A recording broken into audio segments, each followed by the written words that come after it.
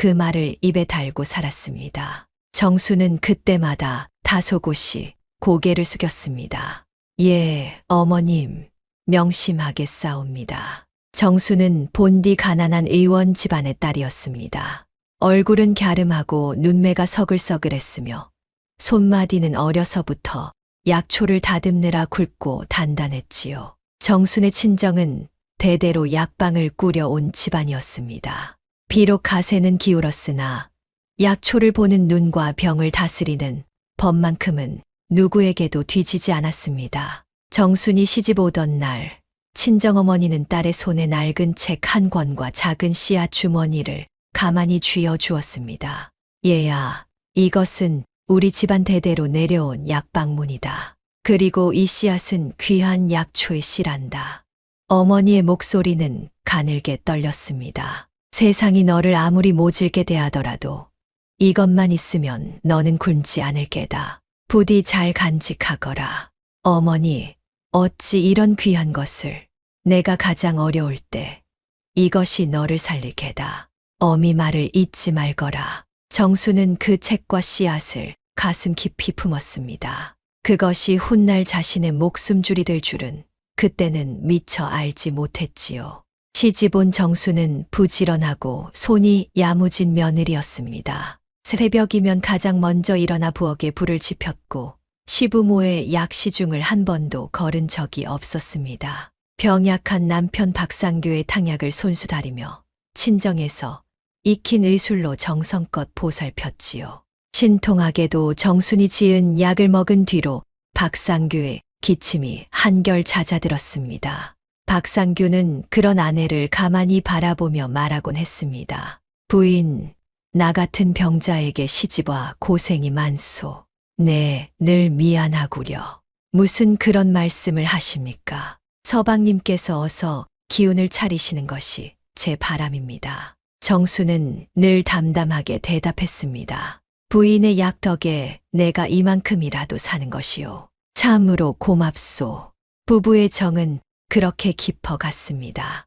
허나 시어머니의 눈초리만은 날이 갈수록 매서워졌습니다. 첫 아이가 태어나던 날이었습니다. 온 집안이 숨을 죽이고 산실 밖에서 기다렸지요. 이윽고 아기의 우렁찬 울음소리가 터져 나오자 윤 씨가 다급히 물었습니다. 어떠냐? 사내냐 계집이냐? 산파가 조심스레 고개를 숙였습니다. 마님, 고운 따님이 옵니다. 순간 윤 씨의 얼굴이 싸늘하게 굳었습니다.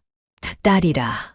윤 씨는 갓난아기를 안아보지도 않고 휙 돌아서 버렸습니다. 정수는 첫 딸 보름을 품에 안고 조용히 눈물을 삼켰습니다. 그래도 정수는 마음을 다잡았습니다. 다음에는 아들을 낳으면 되지 않겠는가.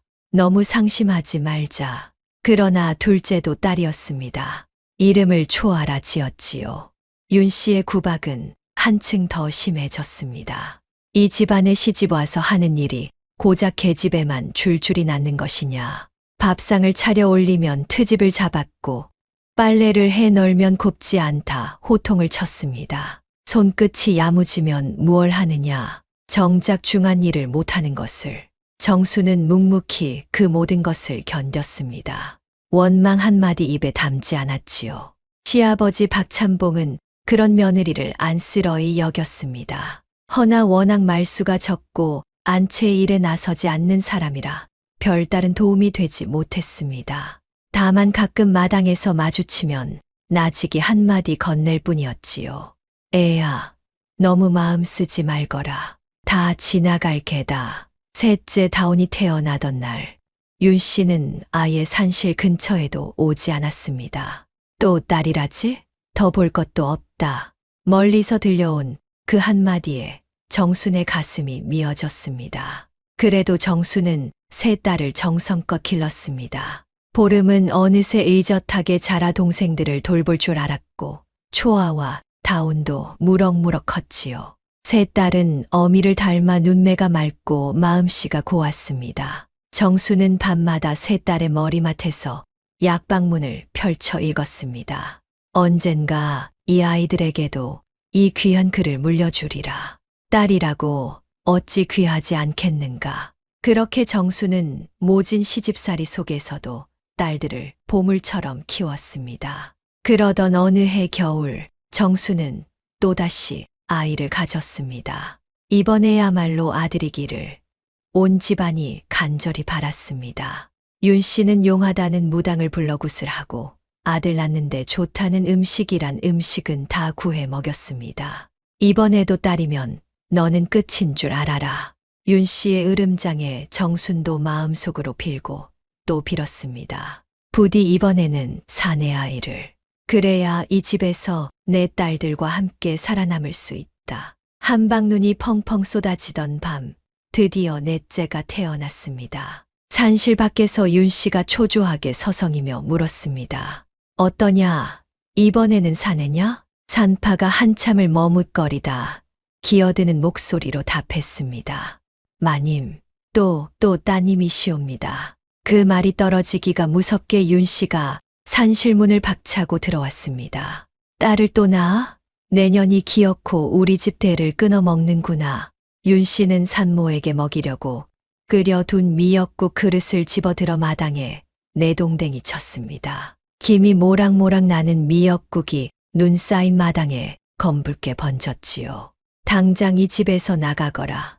딸만 넷을 낳은 계집을 내 집에 둘 수는 없다. 정수는 몸도 채 추스르지 못한 채 그 자리에 주저앉았습니다. 어머님, 부디 갓난 것만이라도 몸을 추스를 때까지만. 시끄럽다. 썩 나가지 못할까.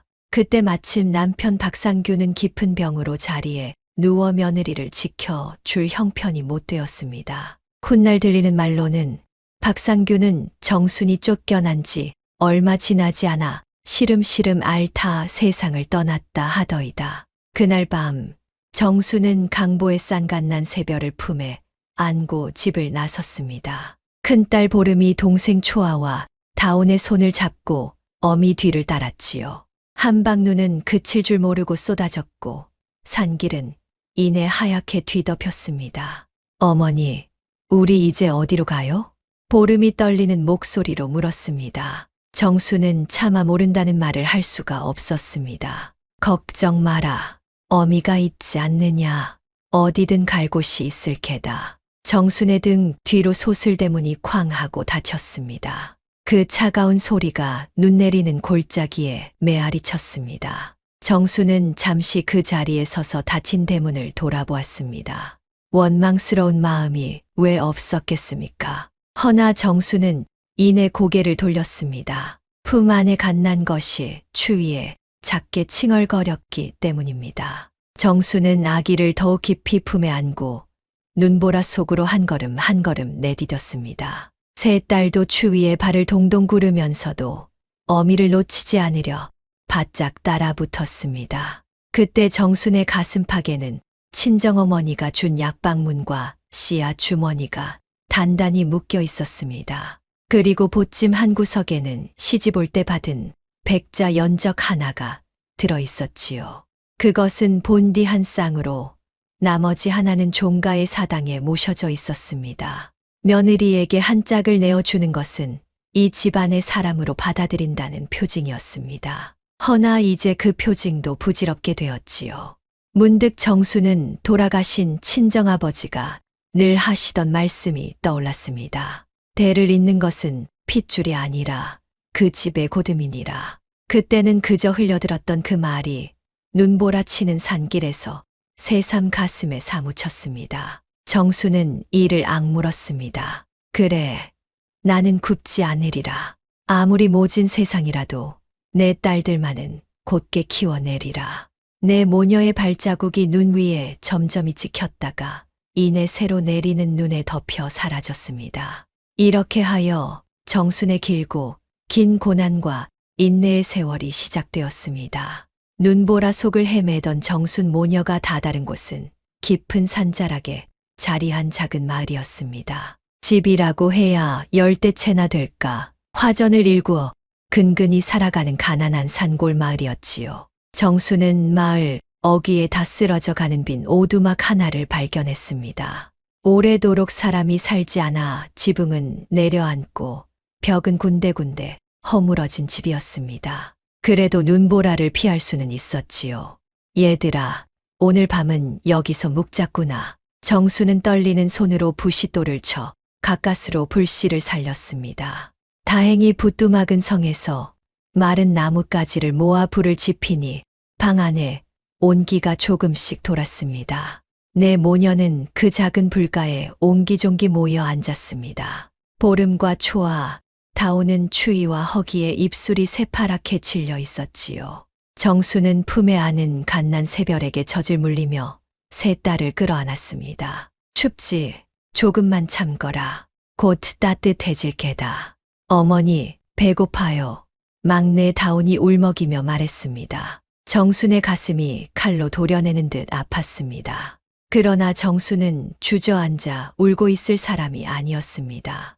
이튿날 새벽, 눈이 그치자 정수는 곧장 보찜을 풀었습니다. 가장 먼저 꺼낸 것은 친정어머니가 준 약방문이었습니다. 정수는 그 낡은 책을 가만히 쓰다듬었습니다.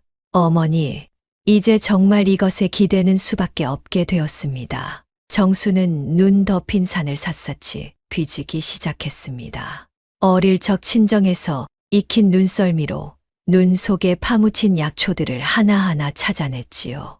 얼어붙은 땅을 손으로 파헤쳐 뿌리를 캐고 마른 가지에 붙은 약재를 떼어냈습니다. 손끝이 얼어 갈라지고 피가 맺혔지만 정수는 멈추지 않았습니다. 며칠을 그렇게 산을 헤매니 제법 쓸만한 약재가 모였습니다. 그 무렵 마을에는 큰 걱정거리가 하나 있었습니다. 마을 촌장의 어린 손자가 며칠째 고열에 시달리며 사경을 헤매고 있었던 것입니다. 산골이라 의원도 없고 읍내까지는 사흘을 걸어야 하는 형편이었지요. 촌장은 손자를 살릴 길이 없어 발만 동동 구르고 있었습니다. 그 소식을 들은 정순이 조용히 촌장의 집을 찾아갔습니다. 어르신, 제가 한번 아이를 보아도 되겠는지요? 촌장은 낯선 여인을 미심쩍은 눈으로 바라보았습니다. 댁이 뉘신데 그러시오?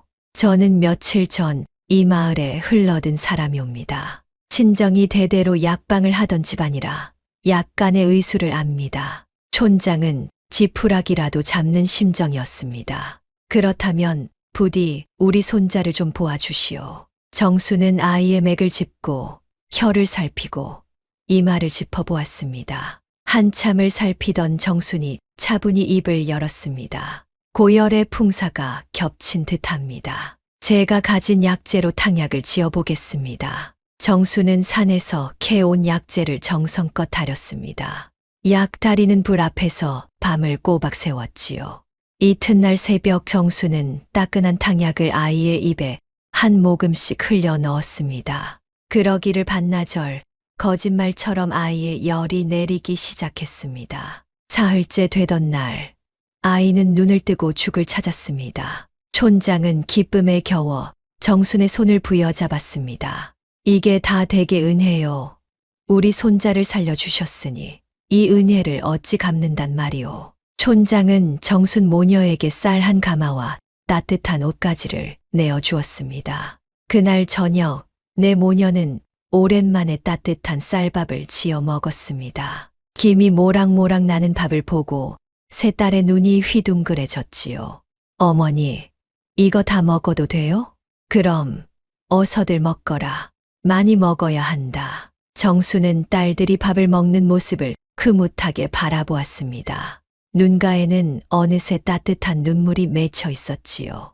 비록 쫓겨난 신세였으나 그날 밤 정수는 처음으로 마음이 놓였습니다. 그래, 살 길은 있구나.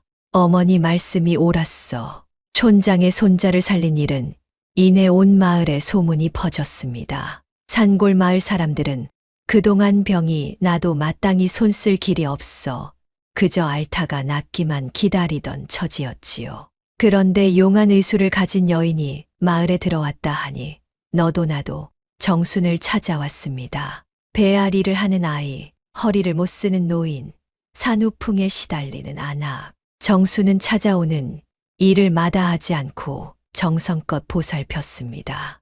약값을 받는 법도 없었지요. 형편이 되는 이는 쌀이나 곡식을 내놓았고 그도 어려운 이는 나물이나 산나물을 들고 왔습니다. 정순은 그것만으로도 충분히 고마워했습니다. 마을 사람들은 정순을 두고 약초댁이라 부르기 시작했습니다. 약초댁, 우리 아이 좀 봐주시오. 약초댁 덕분에 우리 영감이 자리를 털고 일어났소. 정순은 그렇게 산골 마을에 뿌리를 내렸습니다. 촌장은 정순 모녀가 머물던 빈 오두막을 손수 고쳐 주었습니다. 무너진 벽을 새로 바르고 내려앉은 지붕에 새 이영을 얹었지요. 마을 사람들도 너나 없이 거들어 오두막은 제법 아늑한 보금자리가 되었습니다. 정수는 오두막 뒤편의 빈 땅을 일구어 약초밭을 만들기로 했습니다. 친정어머니가 준 그 귀한 씨앗을 심을 작정이었지요.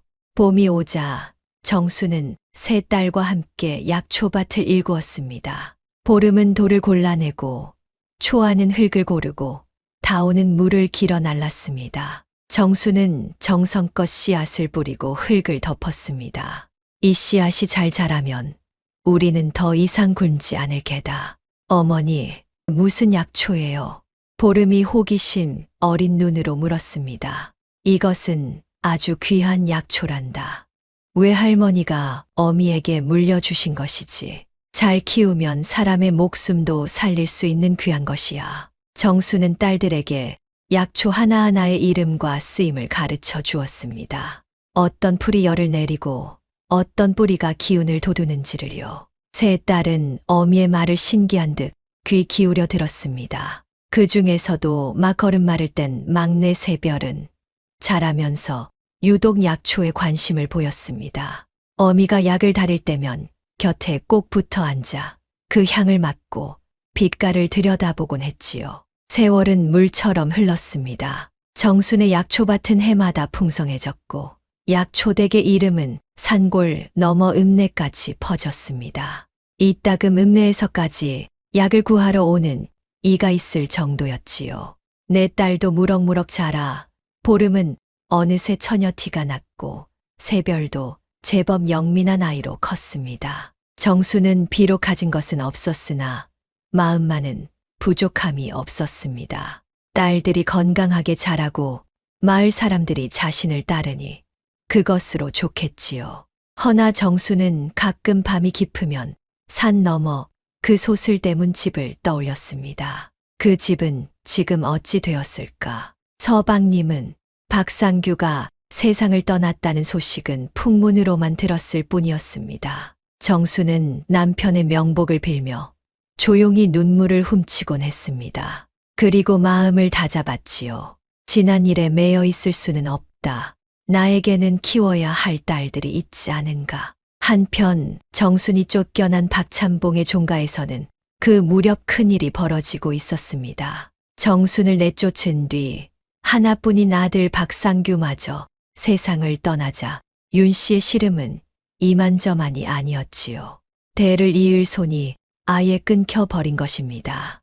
윤 씨는 밤낮으로 한탄했습니다. 이 일을 어찌하면 좋단 말이냐. 4대를 이어온 우리 가문이 내 대에 와서 끊기게 생겼으니 박찬봉도 깊은 시름에 잠겼습니다. 종가의 대가 끊긴다는 것은 당시 사람들에게는 무엇보다 두려운 일이었지요. 조상의 제사를 받들 사람이 없어진다는 뜻이었으니까요. 윤 씨는 며칠 밤을 뜬 눈으로 지새우다 마침내 한 가지 결심을 했습니다.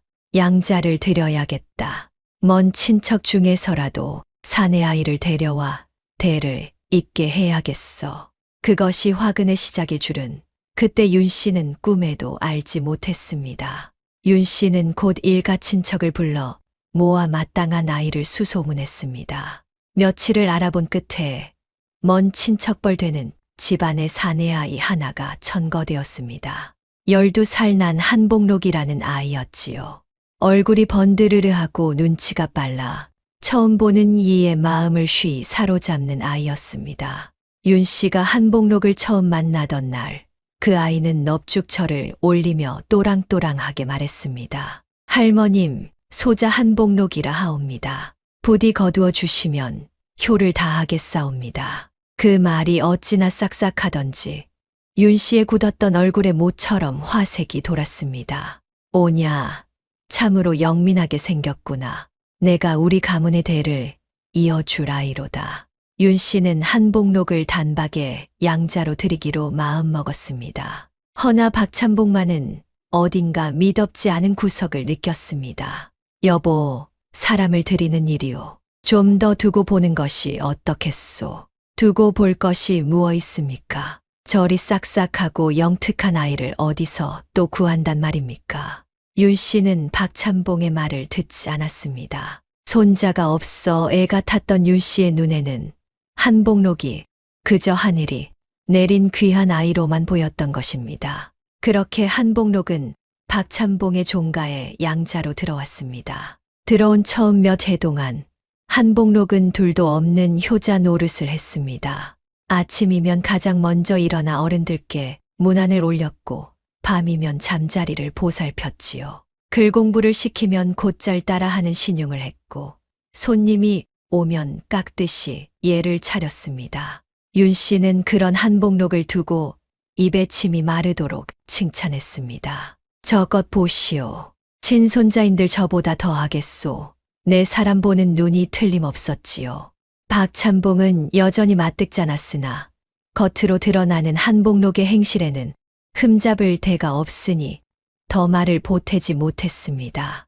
허나 사람의 본바탕이란 쉬이 드러나지 않는 법이지요. 한복록의 마음속에 어떤 셈이 들어있는지 그때는 누구도 알지 못했습니다. 그저 효심 깊은 양손자가 들어와 끊길 뻔한 데를 이어가니 종가에는 모처럼 웃음꽃이 피는 듯 했습니다. 이렇듯 산 너머 두 집안의 운명은 서로 다른 길을 걷고 있었습니다. 쫓겨난 며느리 정수는 산골에서 약초로 딸들을 키우며 조금씩 뿌리를 내렸고 정순을 내친 종가에서는 낯선 양자가 들어와 새 식구가 되었지요. 그러나 진짜 이야기는 이제부터가 시작이었습니다. 세월은 어느덧 10여 년이 흘렀습니다. 산골 마을의 정수는 이제 누구도 무시하지 못하는 약초댁이 되어 있었습니다. 오두막은 어엿한 집이 되었고 약초밭은 산비탈을 따라 넓게 펼쳐졌지요.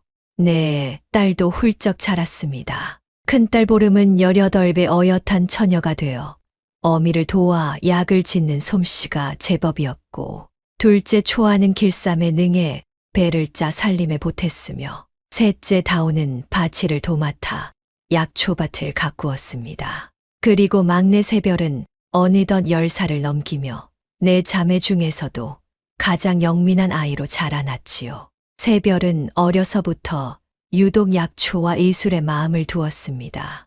어미가 환자를 볼 때면 곁에 꼭 붙어 앉아 그 모든 것을 눈에 담았고 약방문을 펼쳐 놓으면 그 어려운 글자를 하나하나 짚어 가며 익혔지요. 어머니, 이 풀은 어디에 쓰는 것이에요? 이건 시오라는 약초란다. 열을 내리고 기를 다스리는 데 쓰지. 그럼 이 뿌리는요? 그건 당귀다. 피를 맑게 하고 기운을 돋우는 귀한 약재지. 세별의 물음은 끝이 없었습니다. 정수는 그런 막내가 대견하면서도 한편으로는 가슴 한구석이 아렸습니다. 이 아이가 사내로 태어났더라면 얼마나 큰 인물이 되었을꼬. 허나 정수는 이내 그 생각을 떨쳐냈습니다. 아니다. 딸이라고 어찌 큰 사람이 못 되겠는가. 세별이 너는 내 길을 가거라. 어느 날 마을에 노의원이라는 떠돌이 의원이 흘러들었습니다. 젊은 시절 한양에서 이름을 떨치던 의원이었으나 늙고 병들어 산골로 들어온 사람이었지요. 노의원은 정순의 의술을 보고 적잖이 놀랐습니다. 산골 안악이 어찌 이런 의술을 안단 말이오? 그 침 놓는 솜씨며 약을 쓰는 법이 예사롭지 않구려. 부끄럽습니다. 친정에서 어깨 너머로 익힌 것이 전부이옵니다. 어깨 너머로 익힌 솜씨가 이 정도라면 제대로 배우면 명의가 되고도 남겠소. 노의원은 정순의 됨됨이와 의술에 감복하여 마을에 머물며 정순과 세별에게 깊은 의술을 가르쳐 주기로 했습니다. 정순에게는 미처 몰랐던 처방의 이치를 일러 주었고 어린 새별에게는 맥을 짚는 법과 침을 놓는 법을 차근차근 가르쳤지요. 새별은 노의원의 가르침을 스펀지처럼 빨아들였습니다. 노의원은 그런 새별을 두고 혀를 내둘렀습니다. 허허, 이 아이는 타고난 의원이로다. 내 평생 이렇게 영특한 아이는 처음 보네. 노의원은 정순에게 조용히 말했습니다. 약초댁, 저 아이는 큰 그릇이오. 잘 키우시오. 언젠가 세상을 이롭게 할 사람이 될게요. 정순은 그 말을 가슴에 새겼습니다. 노의원은 정순과 새별에게 의술뿐 아니라 사람의 도리도 일러주었습니다. 의원이 갖추어야 할 것은 솜씨만이 아니라네. 더 중요한 것은 마음이지. 노의원은 침통을 정리하며 나직이 말했습니다. 아무리 천한 이가 와도 귀히 여기고 아무리 가난한 이가 와도 정성을 다하는 것. 그것이 참된 의원의 길이라네. 명심하겠습니다, 어르신. 새별은 또렷한 목소리로 답했습니다. 정순도 곁에서 고개를 끄덕였지요. 이 가르침은 훗날 새별이 큰 시련 앞에 섰을 때 그 길을 밝혀주는 등불이 됩니다. 허나 그것은 아직 먼 훗날의 이야기였습니다. 새별의 의술은 노의원의 가르침을 받으며 하루가 다르게 자랐습니다. 12살 무렵에는 어미를 도와 환자의 맥을 짚을 줄 알았고 14살에는 가벼운 병이라면 혼자서도 약을 지을 수 있게 되었지요. 한 번은 마을의 한 아이가 독사에 물려 다 죽게 된 일이 있었습니다. 어른들이 발만 동동 구르는 사이 새별이 침착하게 나섰습니다. 어머니, 제가 본 적이 있어요. 물린 자리를 째고 독을 빨아낸 뒤 이 약초를 짓지어 붙이면 됩니다. 새별은 노의원에게 배운 대로 척척 손을 놀렸습니다. 과연 아이는 목숨을 건졌고 마을 사람들은 입을 모아 새별을 칭찬했지요. 약초댁 막내가 제 어미보다 낫겠어. 저 어린 것이 사람을 다 살리다니. 정수는 그런 막내를 흐뭇하게 바라보면서도 늘 한 가지를 일렀습니다. 새별아, 솜씨가 아무리 늘어도 교만해서는 안 된다. 사람을 살리는 일은 늘 두렵고 조심스러운 것이야. 예, 어머니, 명심할게요. 새별은 어미의 말을 마음 깊이 새겼습니다. 이렇듯 새별은 솜씨와 마음을 함께 갖춘 의원으로 자라가고 있었습니다. 그렇게 산골의 세월은 가난하나마 평화로이 흘러갔습니다. 허나 산 너머 종가의 사정은 정반대로 흘러가고 있었지요.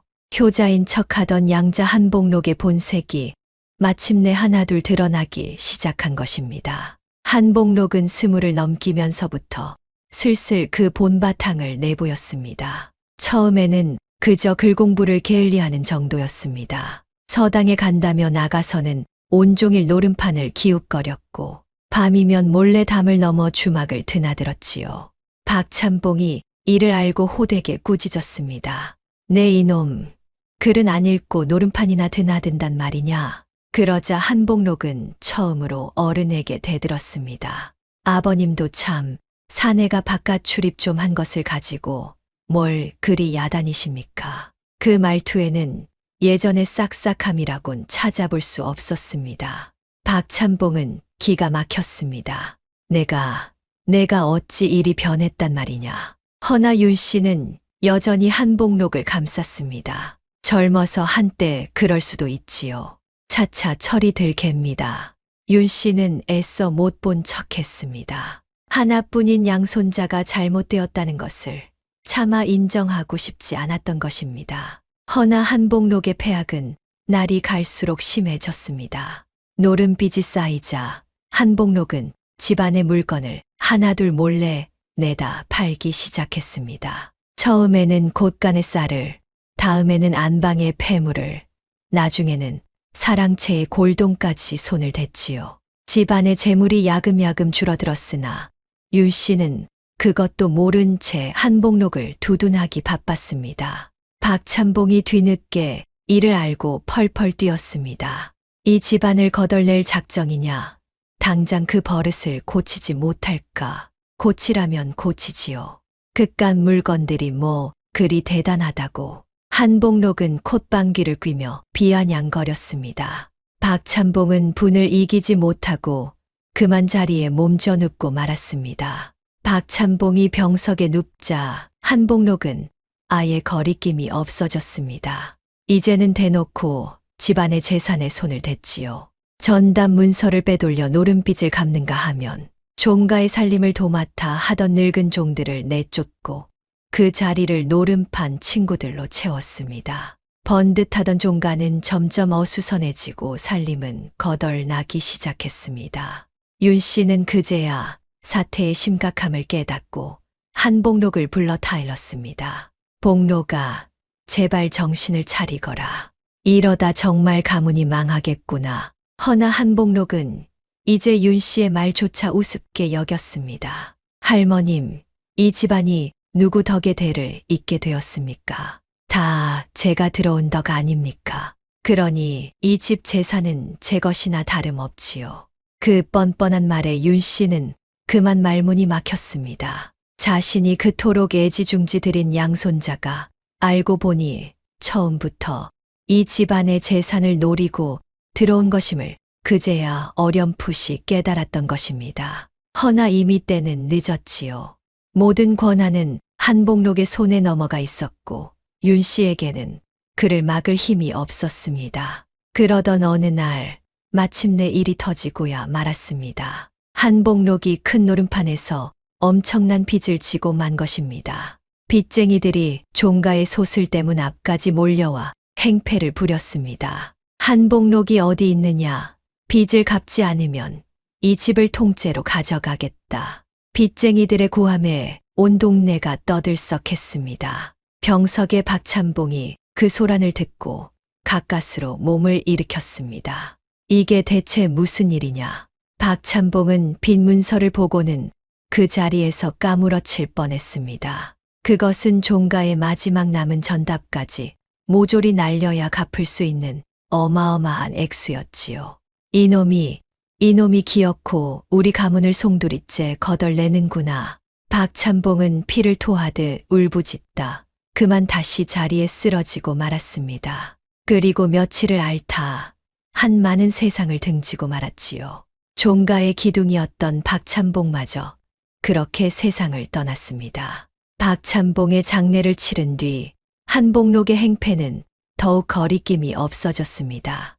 이제 집안에서 그를 막을 사람은 아무도 없었으니까요. 한복록은 남은 재산마저 노름빚을 갚는 데 탕진하고 종가를 빚쟁이들에게 차츰 내어주었습니다. 넓던 전답은 남의 손에 넘어갔고 그득하던 곳간은 텅 비었습니다. 번듯하던 종가는 어느새 빈 껍데기만 남았지요. 윤 씨는 하루아침에 늙고 병든 처지가 되었습니다. 며느리를 내쫓고 양자를 들여 대를 잇겠다던 그 모든 일이 결국 가문을 망하게 한 화근이 되어 돌아온 것입니다. 윤 씨는 텅 빈 안방에 홀로 앉아 한탄했습니다. 내가 무슨 짓을 한 것인가? 멀쩡한 며느리와 손녀들을 내쫓고 도둑 같은 양자를 들여 가문을 이 지경으로 만들었으니 허나 이미 엎질러진 물이었습니다. 윤 씨의 두 눈에서 회한의 눈물이 흘러내렸지요. 한편 이 무렵 산골의 정수는 종가의 소식을 풍문으로 전해 들었습니다. 장에 약을 팔러 갔던 큰딸 보름이 헐레벌떡 달려와 전한 소식이었지요. 어머니, 글쎄 그 댁이 다 망했다지 뭐예요. 양자로 들인 자가 노름으로 가산을 다 날리고 어르신도 돌아가셨대요. 정수는 그 말을 듣고 한참을 말없이 서 있었습니다. 자신을 그토록 모질게 내쫓은 집안이었습니다. 그 집이 망했다는데 이상하게도 통쾌함보다는 씁쓸함이 먼저 밀려왔지요.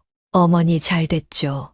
우리한테 그렇게 못되게 굴더니 천벌을 받은 거예요.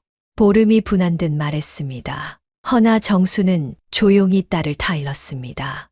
얘야, 그리 말하는 것이 아니다. 남의 불행을 두고 고소해야 하는 마음을 품으면 그 마음이 먼저 우리를 좀먹는 법이란다. 정수는 돌아가신 친정아버지의 말씀을 떠올렸습니다. 대를 잇는 것은 핏줄이 아니라 그 집의 고듬이니라. 정수는 그 말을 가슴에 새기며 마음을 곧게 다잡았습니다. 나는 굽지 않으리라. 누가 나를 모질게 대했어도 나만은 모질어지지 않으리라. 허나 정수는 아직 알지 못했습니다. 이 마음가짐이 머지않아 얼마나 큰 시험대에 오르게 될지를 말입니다. 운명은 이미 산 너머 두 집안을 다시 한자리에 불러 모으려 하고 있었으니까요. 가문이 망한 뒤 한복록은 끝내 마지막 패악을 저질렀습니다. 빚쟁이들에게 종가를 거의 다 내어준 한복록은 남은 작은 집 한 채마저 차지하려 들었지요. 그런데 그 집에는 늙고 병든 윤 씨가 살고 있었습니다. 한복록은 그 윤 씨마저 눈의 가시로 여겼습니다. 할멈이 저렇게 자리만 차지하고 있으니 이 집을 팔아 치울 수가 없지 않은가. 어느 추운 날 한복록은 끝내 윤 씨를 찾아와 모진 말을 내뱉었습니다. 할머님, 이제 이 집도 남에게 넘겨야 할 형편입니다. 그러니 할머님께서는 다른 곳을 알아보시지요. 윤 씨는 기가 막혔습니다. 무엇이라? 이 늙은이더러 어디로 가란 말이냐? 내가 너를 어찌 거두었는데 내가 나에게 이럴 수가 있느냐? 거두긴 누가 누구를 거둡니까? 다 지나간 일이지요. 어쨌든 사정이 이러하니 할머님께서 알아서 나가 주셔야겠습니다. 한복록은 차갑게 돌아섰습니다. 윤 씨는 그 뒷모습을 보며 부들부들 떨었습니다. 며느리를 내쫓던 그 매정함이 이제 고스란히 자신에게 돌아온 것입니다. 며칠 뒤 한복록은 기어코 윤 씨를 집에서 내쫓았습니다. 한겨울 늙고 병든 윤 씨가 갈 곳 없이 길거리로 내몰린 것이지요. 지난날 자신이 산 후의 며느리를 눈 내리는 문 밖으로 내쫓았던 바로 그 모습 그대로였습니다. 윤 씨는 지팡이의 의지에 정처 없이 길을 떠돌았습니다. 의지할 자식도 찾아갈 친척도 없었습니다. 한때 종갓집 안주인으로 위세를 떨치던 윤 씨는 이제 누더기를 걸친 거지꼴이 되어 이 마을 저 마을을 떠돌았지요. 밥을 빌어먹으며 며칠을 헤매던 윤 씨는 점점 기력이 다해 갔습니다. 때마침 매서운 한파가 몰아쳤고 윤 씨의 병든 몸은 그 추위를 견디지 못했습니다. 결국 윤 씨는 어느 산자락 고갯길에서 그만 정신을 잃고 눈밭에 쓰러지고 말았습니다. 하얀 눈이 쓰러진 윤 씨의 몸 위로 소복소복 쌓여갔지요. 이대로라면 얼어 죽기 십상이었습니다. 바로 그 무렵 정수는 이웃 마을에 위중한 환자가 있다는 기별을 받고 길을 나선 참이었습니다. 막내 새별이 어미를 따라 나섰지요. 어머니, 날이 이리 추운데 괜찮으시겠어요? 사람이 위중하다는데 어찌 나를 가리겠느냐. 어서 가자꾸나. 모녀가 고갯길을 넘던 중이었습니다. 눈밭에 쓰러져 있는 한 사람을 발견했지요. 어머니, 저기 누가 쓰러져 있어요. 새별이 놀라 소리쳤습니다. 정수는 한달음에 달려가 쓰러진 이를 살폈습니다. 늙은 노파였습니다. 온몸이 꽁꽁 얼어 숨이 곧 끊어질 듯 했지요. 이런 큰일이구나. 이대로 두면 얼어 죽겠다. 정수는 망설이지 않고 노파를 살피기 시작했습니다. 맥을 짚어보니 다행히 아직 숨이 붙어 있었습니다. 새별아, 어서 이분을 업자. 우리 집으로 모셔야겠다. 정수는 늙은 노파를 등에 업었습니다. 야윈 몸이었으나 정신을 잃은 사람의 몸은 천근처럼 무거웠지요. 정수는 이를 악물고 한 걸음 한 걸음 산길을 내려왔습니다. 새별이 곁에서 어미를 부축하며 따랐습니다. 어머니, 제가 좀 도울게요. 되었다. 너는 약 보따리나 잘 챙기거라. 정수는 가쁜 숨을 몰아쉬며 산길을 내려왔습니다. 이웃 마을 환자를 보러 가던 길이었으나 우선 이 노파부터 살리는 것이 급했습니다. 사람의 목숨이 경각에 달렸는데 어찌 모른 척 지나칠 수 있겠습니까? 집에 다다른 정수는 노파를 따뜻한 아랫목에 누이고 온몸을 정성껏 주물러 녹였습니다. 딸들이 둘러서서 어미를 도왔지요. 보름은 따뜻한 물을 끓이고 초아는 이불을 끌어다 덮고 다오는 화롯불을 피웠습니다. 정수는 노파의 입에 따뜻한 미음을 한 술씩 떠 넣었습니다. 그렇게 며칠을 정성껏 돌보자 노파는 차차 기력을 되찾았습니다. 어느 날 새벽 마침내 노파가 가느다란 신음을 매며 눈을 떴습니다. 정순이 반가워 노파의 손을 잡았습니다. 정신이 드십니까? 여기는 안전한 곳이니 안심하셔요. 노파는 흐릿한 눈으로 자신을 보살피는 여인을 올려다보았습니다. 그런데 그 얼굴을 본 순간 노파의 눈이 화등잔만하게 커졌습니다. 정순 또한 노파의 얼굴을 가까이서 들여다보다 그만 숨이 턱 멎고 말았습니다. 주름이 깊게 패고 몰골은 말이 아니었으나 분명 낯익은 얼굴이었습니다. 바로 자신을 한겨울 눈밭으로 내쫓았던 시어머니 윤씨 부인이었던 것입니다. 어머님? 정순의 입에서 떨리는 목소리가 새어 나왔습니다. 윤씨도 정순을 알아보고는 사색이 되어 몸을 부들부들 떨었습니다. 너는 정순이가 아니냐? 어찌 내가 여기에? 좁은 방 안에 무거운 침묵이 흘렀습니다.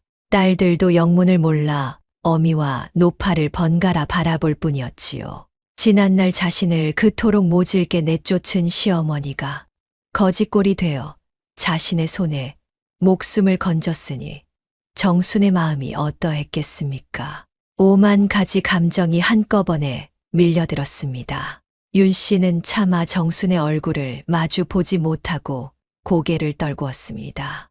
내가 무슨 낯으로 내 앞에 차라리 그때 그 눈밭에서 죽었어야 했다. 윤 씨의 목소리는 가늘게 떨렸습니다. 내가 나를 알아보았으니 이제 나를 도로 내쫓아도 할 말이 없다. 아니, 그래야 마땅하지. 내가 너에게 한 짓을 생각하면. 윤 씨는 말을 잇지 못하고 흐느꼈습니다. 정수는 아무 말도 하지 못한 채 그저 윤 씨를 바라보았습니다. 가슴 속에서 오랜 세월 묻어두었던 상처가 욱신거렸지요. 한겨울 산후의 몸으로 갓난 것을 안고 쫓겨나던 그 밤이 눈앞에 생생히 떠올랐습니다. 마당에 쏟아지던 미역국, 등 뒤에서 쾅 닫히던 소슬대문, 눈보라 치던 산길. 그 모든 서름이 한꺼번에 밀려와 정순의 두 눈에 눈물이 그렁그렁 맺혔습니다. 그날 밤 정순은 한숨도 잠을 이루지 못했습니다. 방 한 구석에 누운 윤 씨의 거친 숨소리를 들으며 정순은 깊은 갈등에 빠졌지요. 저 사람은 나를 짐승만도 못하게 내쫓은 사람이다. 내 남편을, 내 딸들을 천대한 사람이야. 그런 사람을 내가 어찌 거둔단 말인가. 한쪽 마음에서는 이런 원망이 솟구쳤습니다. 그냥 모른 척 내보내자. 어차피 남남이 된 지 오래다. 누가 나를 탓하겠는가. 허나 또 다른 마음에서는 다른 목소리가 들려왔습니다. 그래도 사람이 죽어가는 것을 어찌 그냥 두겠는가. 나는 사람을 살리는 의원이 아니던가. 두 마음이 밤새도록 다투었습니다. 정수는 뒤척이다 가만히 일어나 앉았습니다. 창밖에는 여전히 눈이 내리고 있었지요. 문득 돌아가신 친정아버지의 음성이 귓가에 울렸습니다.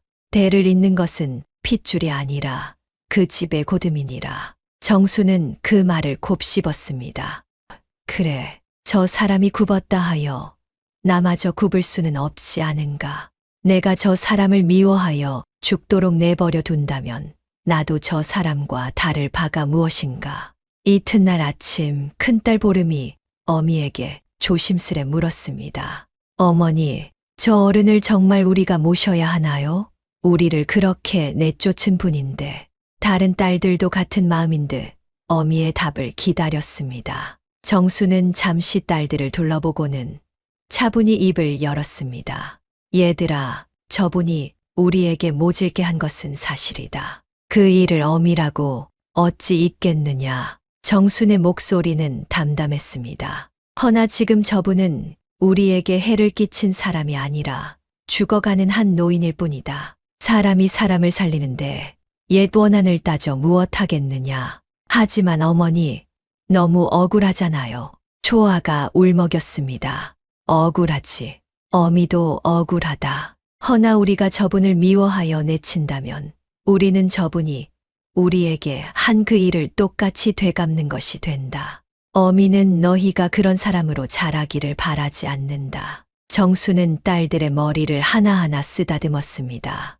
우리는 가진 것은 없어도 마음만은 곧게 살짝구나. 그것이 외할아버지께서 어미에게 물려주신 가장 큰 가르침이란다.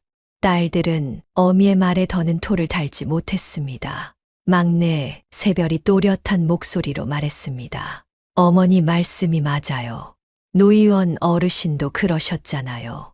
아무리 천한 이가 와도 귀히 여기고 아무리 미운 이가 와도 정성을 다하는 것이 참된 의원의 길이라고요. 정수는 막내의 말에 빙그레 웃었습니다. 그래, 우리 새별이가 어미보다 낫구나. 그리하여 정수는 마침내 마음을 정했습니다. 윤 씨를 내치지 않고 끝까지 거두어 살리기로 한 것입니다. 정수는 윤 씨에게 다가가 그 거친 손을 잡았습니다. 어머님, 지난 일은 다 쉬어요. 이제 여기서 저희와 함께 지내시면 됩니다. 제가 어머님을 정성껏 보살펴 드리겠습니다. 윤 씨는 정순의 그 말에 그만 오열하고 말았습니다. 내가 어찌 이럴 수가 있단 말이냐. 나는 너에게 짐승만도 못한 짓을 했는데 너는 어찌 이리도 마음이 넓단 말이냐. 마음이 넓은 것이 아니라 그저 사람의 도리를 하는 것뿐입니다. 어머님께서도 어서 기운을 차리셔요. 정수는 윤 씨에게 따뜻한 미음을 떠먹였습니다. 윤 씨는 그 미음을 받아 먹으며 하염없이 눈물을 흘렸습니다. 문득 윤 씨의 머릿속에 지난날 자신이 마당에 쏟아버린 그 미역국이 떠올랐습니다. 산후의 며느리에게 먹이기는커녕 내동댕이 쳐버렸던 그 미역국 말입니다. 그런데 지금 자신이 그토록 모질게 대했던 바로 그 며느리가 죽어가는 자신에게 따뜻한 미음을 떠먹이고 있었으니 윤 씨는 부끄러움과 회한에 차마 고개를 들지 못했습니다. 정순아, 미안하다. 정말 미안하다. 내가 죽일 년이다. 그런 말씀 마셔요, 어머님. 어서 드시고 기운부터 차리셔요. 이렇게 하여 한때 며느리를 내쫓았던 시어머니는 그 며느리의 손에 목숨을 건지고 한 식구가 되었습니다. 허나 두 사람 앞에는 아직 풀어야 할 매듭이 많이 남아 있었지요.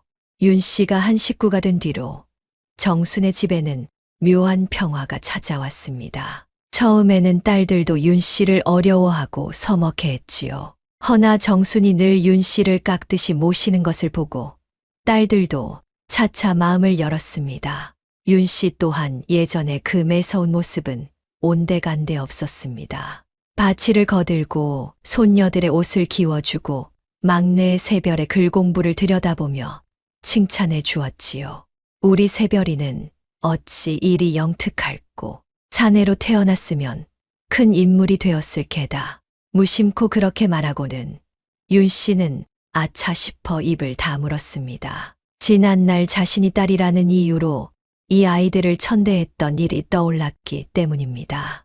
허나 새별은 밝게 웃으며 답했습니다. 할머니, 사내가 아니어도 큰 사람이 될 수 있어요. 어머니가 늘 그러셨거든요. 그 말에 윤 씨의 가슴이 뭉클해졌습니다. 노의원은 윤 씨의 사연을 듣고 깊이 탄복했습니다. 약초댁, 그대는 참으로 복이 드문 사람이요. 원수를 거두어 살리다니 아무나 할 수 있는 일이 아니지요. 원수라니요. 그저 한때 인연이 어긋났을 뿐입니다. 정순은 담담히 답했습니다. 노의원은 그런 정순을 바라보며 고개를 끄덕였습니다. 내 평생 의술을 닦으며 깨달은 것이 하나 있소. 병을 고치는 것보다 어려운 것이 사람의 마음을 고치는 것이라네. 그런데 그대는 그 어려운 일을 해냈구려. 노의원은 그 뒤로 정순과 새별에게 더욱 정성을 쏟아 의술을 가르쳤습니다. 자신이 평생 모은 의서와 비방을 아낌없이 전수해 주었지요. 이 비방들은 내가 죽으면 함께 사라질 것들이었네. 허나 그대들 같은 이들이 있으니 이제 마음 놓고 떠날 수 있겠구려. 어느 날 노의원은 정순과 새별을 불러 앉혔습니다. 내 이제 살 날이 얼마 남지 않은 듯하오. 마지막으로 그대들에게 당부할 것이 있네. 어르신, 그 무슨 말씀을 들어보게. 의원의 손은 사람을 살리기도 하고 죽이기도 하는 법이라네. 그러니 늘 두려운 마음으로 늘 정성을 다해야 하네. 부귀를 좇지 말고 명성을 좇지 말고 오직 사람을 살리는 그 한 마음만 좇게나. 노 의원은 새별의 손을 꼭 잡았습니다. 새별아, 너는 큰 의원이 될 게다. 그때 가서도 이 늙은이의 말을 잊지 말거라. 예, 어르신, 결코 잊지 않겠습니다. 새별은 눈물을 글썽이며 약속했습니다. 그로부터 얼마 지나지 않아 노 의원은 조용히 눈을 감았습니다. 정순과 새별은 노 의원을 양지 바른 곳에 정성껏 모셨지요. 노 의원의 가르침은 그렇게 정순과 새별의 가슴에 깊이 새겨졌습니다. 노 의원이 떠난 뒤 정순과 딸들은 더욱 부지런히 의술을 펼쳤습니다. 약초댁의 이름은 이제 산고를 넘어 인근 고을 곳곳에 퍼졌지요. 온갖 사연을 가진 사람들이 정순을 찾아왔습니다. 하루는 읍내의 부잣집에서 사람을 보내왔습니다. 약초댁, 우리 댁 마님께서 오랜 지병으로 누워 계시오. 용하다는 의원은 다 불러보았으나 차도가 없으니 부디 한번 와주시오. 정수는 새별을 데리고 그 부잣집을 찾아갔습니다. 부잣집 마님은 몇 해째 자리에서 일어나지 못하는 처지였지요. 정순이 맥을 짚어보니 병이 깊긴 하나 고치지 못할 병은 아니었습니다. 마님의 병은 오랜 체증이 쌓여 생긴 것입니다. 마음의 화도 한몫했고요. 제가 약을 지어드릴 터이니 꾸준히 드시고 마음을 편히 가지셔요. 정수는 정성껏 약을 지어 올렸습니다. 과연 한 달이 지나자 마님이 자리를 털고 일어났지요. 부잣집에서는 크게 기뻐하며 정순에게 후한 사례를 하려 했습니다. 이 은혜를 어찌 갚으리오. 여기 비단과 폐물을 마련했으니 받아주시오. 허나 정수는 그것을 사양했습니다. 마님께서 낳으신 것만으로 족합니다. 약값으로 곡식이나 조금 주시면 그것으로 충분합니다. 부잣집 사람들은 정순의 욕심 없는 마음에 더욱 감복했습니다. 이 일은 또다시 소문이 되어 약초댁의 이름을 더욱 높였지요. 또 하루는 한 노름꾼이 정순을 찾아왔습니다. 손을 다쳐 골마 터진 채로 찾아온 것이지요. 딸들은 그 험상궂은 사내를 보고 슬그머니 몸을 사렸습니다. 허나 정수는 아무렇지 않게 그를 맞았습니다. 어서 오셔요. 손을 좀 봅시다. 정수는 골문 상처를 째고 고름을 빼낸 뒤 정성껏 약을 발라 쌈에 주었습니다. 사내는 멋쩍은 얼굴로 말했습니다. 나 같은 놈한테도 이리 잘해 주시오. 다들 나를 보면 상종을 안 하려 드는데 사람을 가려가며 고치는 의원이 어디 있겠습니까? 아픈 사람은 다 같은 사람이지요. 정순의 말에 사내는 한참을 멍하니 서 있었습니다. 고맙소. 내 평생 이런 대접은 처음이오. 사내는 며칠 뒤 다시 찾아와 산에서 캔 귀한 약초를 한 보따리 내려놓고 갔습니다. 이거라도 받아주시오. 내가 할 수 있는 게 이것밖에 없어서. 그러고는 노름판에서 손을 씻고 약초 캔은 일로 먹고 살겠노라 다짐하고 떠났지요.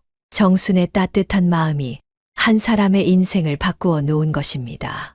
이렇듯 정순의 집에는 날마다 온갖 사람들이 드나들었습니다. 어떤 이는 병을 고치러, 어떤 이는 약을 구하러, 또 어떤 이는 그저 정순의 인품을 흠모하여 찾아왔지요. 정순은 그 모든 일을 한결같이 따뜻하게 맞았습니다. 딸들도 어미를 도와 척척 손발을 맞추었습니다. 보름은 약재를 손질하고 초하는 배를 짜 환자들에게 입을 것을 마련해주고 다오는 약초밭을 가꾸고 새별은 어미를 도와 환자를 보았지요. 윤 씨도 한몫 거들었습니다. 이제는 누구보다 정순을 위하고 손녀들을 아끼는 할머니가 되었지요. 가난하지만 정으로 가득한 집, 그것이 바로 정순의 집이었습니다. 새별의 의술 솜씨가 나날이 무르익어 가던 무렵 또 한 가지 일이 있었습니다. 이웃 고을의 한 양반집에서 급히 사람을 보내온 것입니다. 댁의 따님이 침을 잘 놓는다 들었소. 우리 댁 도련님이 갑자기 사지가 뒤틀려 말도 못하고 누워 계시니 부디 와 주시오. 정순이 마침 다른 환자를 보러 멀리 나가 있던 터라 새별이 홀로 그 집을 찾아갔습니다. 어린 처녀가 의원이랍시고 오자 양반집 사람들은 미덥지 않은 눈치였습니다. 이런 어린 처자가 무얼 안다고 정말 도련님을 고칠 수 있겠느냐? 새별은 주눅 들지 않고 차분히 도련님의 상태를 살폈습니다. 중풍기가 갑자기 든 것입니다. 빨리 손을 쓰지 않으면 영영 못 일어나실 수도 있어요. 제가 침을 놓겠습니다. 새별은 침통을 꺼내 능숙하게 혀를 짚어 침을 놓았습니다. 손끝에 한치의 망설임도 없었지요. 한 식경쯤 지나자 뒤틀렸던 도련님의 몸이 차차 풀리기 시작했습니다. 이윽고 도련님이 입을 열어 더듬더듬 말을 하자 온 집안이 발칵 뒤집혔습니다. 세상에, 이 어린 처자가 우리 도련님을 살렸구나.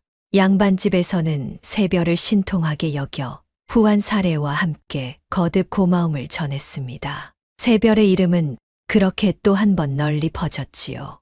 그런가 하면 이런 일도 있었습니다. 하루는 한밤중에 누군가 다급히 살인문을 두드렸습니다. 산달이 찬 임산부가 아이를 낳다 그만 위급해진 것이었지요. 약초대, 우리 며느리가 아이를 낳다 다 죽어가오. 제발 좀 와주시오. 정수는 잠옷 바람으로 뛰쳐나가 그 집으로 달려갔습니다. 새별도 등롱을 들고 어미를 따랐지요. 가보니 산모는 이미 기진맥진하여 숨이 깔딱깔딱했습니다. 아이가 거꾸로 들어섰구나. 이대로는 산모도 아이도 위험하다. 정수는 침착하게 손을 놀려 거꾸로 든 아이를 바로잡았습니다. 오랜 경험에서 우러난 솜씨였지요. 한참의 사투 끝에 마침내 우렁찬 아기 울음소리가 터져 나왔습니다. 으앙, 사내 아이입니다. 산모도 무사해요. 새별이 기쁨에 겨워 소리쳤습니다. 온 집안이 눈물바다가 되었지요. 약초대기 두 목숨을 살렸소. 이 은혜를 어찌 갚으리요. 정수는 땀을 닦으며 빙그레 웃었습니다. 사내 아이라고 너무 기뻐만 마시고 딸이라도 똑같이 귀히 여기셔요. 자식은 다 같은 자식이니까요. 정순의 그 말에는 지난날 자신이 겪은 서름이 고스란히 담겨 있었습니다. 어느 날 멀쩡해 보이는 한 사내가 정순을 찾아와 다짜고짜 약을 지어 달라 했습니다. 기운이 없고 입맛이 통 없으니 보약을 한 제 지어 주시오. 정순이 맥을 짚어보니 어딘가 미심쩍었습니다. 손님, 실은 다른 데가 아프신 것은 아닌지요. 맥이 예사롭지 않습니다. 사내는 흠칫 놀라더니 한참을 머뭇거리다 실토했습니다. 실은 남에게 말 못할 병이 있소. 부끄러워 차마 말을 못했소이다. 정수는 사내를 나무라지 않고 조용히 그 병을 살펴 약을 지어 주었습니다. 부끄러워하실 일이 아닙니다. 병은 숨길수록 깊어지는 법이니 다음부터는 솔직히 말씀하셔요. 사내는 정순의 그 너그러움에 감복하여 두고두고 고마워했다 합니다. 또 한 번은 산 너머 마을의 돌림병이 돌아 사람들이 때로 알아누운 일이 있었습니다. 다들 그 마을 근처에는 얼씬도 하지 않으려 했지요. 허나 정수는 새별과 함께 그 마을로 들어갔습니다. 어머니, 위험하지 않을까요? 의원이 병을 무서워하여 어찌 사람을 살리겠느냐. 조심하면 될 일이다. 정순과 새별은 며칠 밤을 새워가며 앓는 이들을 돌보았습니다. 정성껏 약을 다려 먹이고 병자들을 정갈히 보살폈지요. 마침내 돌림병이 잦아들고 마을이 평온을 되찾자 마을 사람들은 정순 모녀를 생명의 은인으로 받들었습니다. 약초댁 모녀가 아니었으면 우리 마을은 다 죽었을 게요. 이렇듯 정순과 새별의 의술과 어진 마음은 산골을 넘어온 고을의 향기처럼 퍼져나갔습니다. 정순이 쫓겨난 며느리라는 것을 아는 이는 이제 아무도 없었습니다. 그저 사람들은 정순을 두고 살아있는 보살이라 칭송할 뿐이었지요. 가난한 산골에서 정순이 읽은 것은 재물이 아니라 그보다 훨씬 값진 사람들의 마음이었습니다. 세월이 흐르면서 정순의 살림은 차츰 넉넉해졌습니다. 약초밭은 산비탈을 가득 메웠고 약초댁에서 지은 약은 인근 고을에서 알아주는 명약이 되었지요. 이제는 곳간에 곡식이 그득하고 딸들도 고운 옷을 입을 만큼은 되었습니다. 가난에 쪼들리던 산골 살림이 어느덧 어엿한 살림으로 일어선 것입니다. 정수는 이 모든 것을 혼자 차지하지 않았습니다. 형편이 어려운 이웃에게는 약을 거저 지어 주었고 굶는 집에는 곡식을 나누어 주었지요. 우리도 한때 굶주려 보았으니 굶는 이의 서름을 어찌 모르겠느냐. 정순의 그 마음 씀씀이에 온 마을 사람들이 정순을 어버이처럼 따랐습니다. 윤 씨는 그런 정순을 곁에서 지켜보며 날마다 마음 깊이 부끄러워했습니다. 어느 날 저녁 윤 씨가 정순의 손을 잡고 조용히 입을 열었습니다. 정순아, 내 너에게 꼭 할 말이 있다. 무슨 말씀이셔요, 어머님? 윤 씨는 한참을 머뭇거리다 입을 떼었습니다. 내가 너를 내쫓을 때 딸만 낳는다고 너를 그리도 모질게 대했었지. 헌데 이제 와 생각하니 대가 끊긴 것은 내 탓이 아니었다. 윤 씨의 목소리가 떨렸습니다. 우리 집안이 본디 대대로 아들이 귀했어. 시아버님도 외아들, 우리 영감도 외아들. 그나마도 다들 몸이 약했지. 상규도 그렇게 일찍 가지 않았느냐. 그게 어찌 내 탓이겠느냐. 다 우리 집안의 박복한 내력인 것을 나는 애먼 너만 탓했구나. 정수는 묵묵히 윤 씨의 말을 들었습니다. 내가 어리석었다.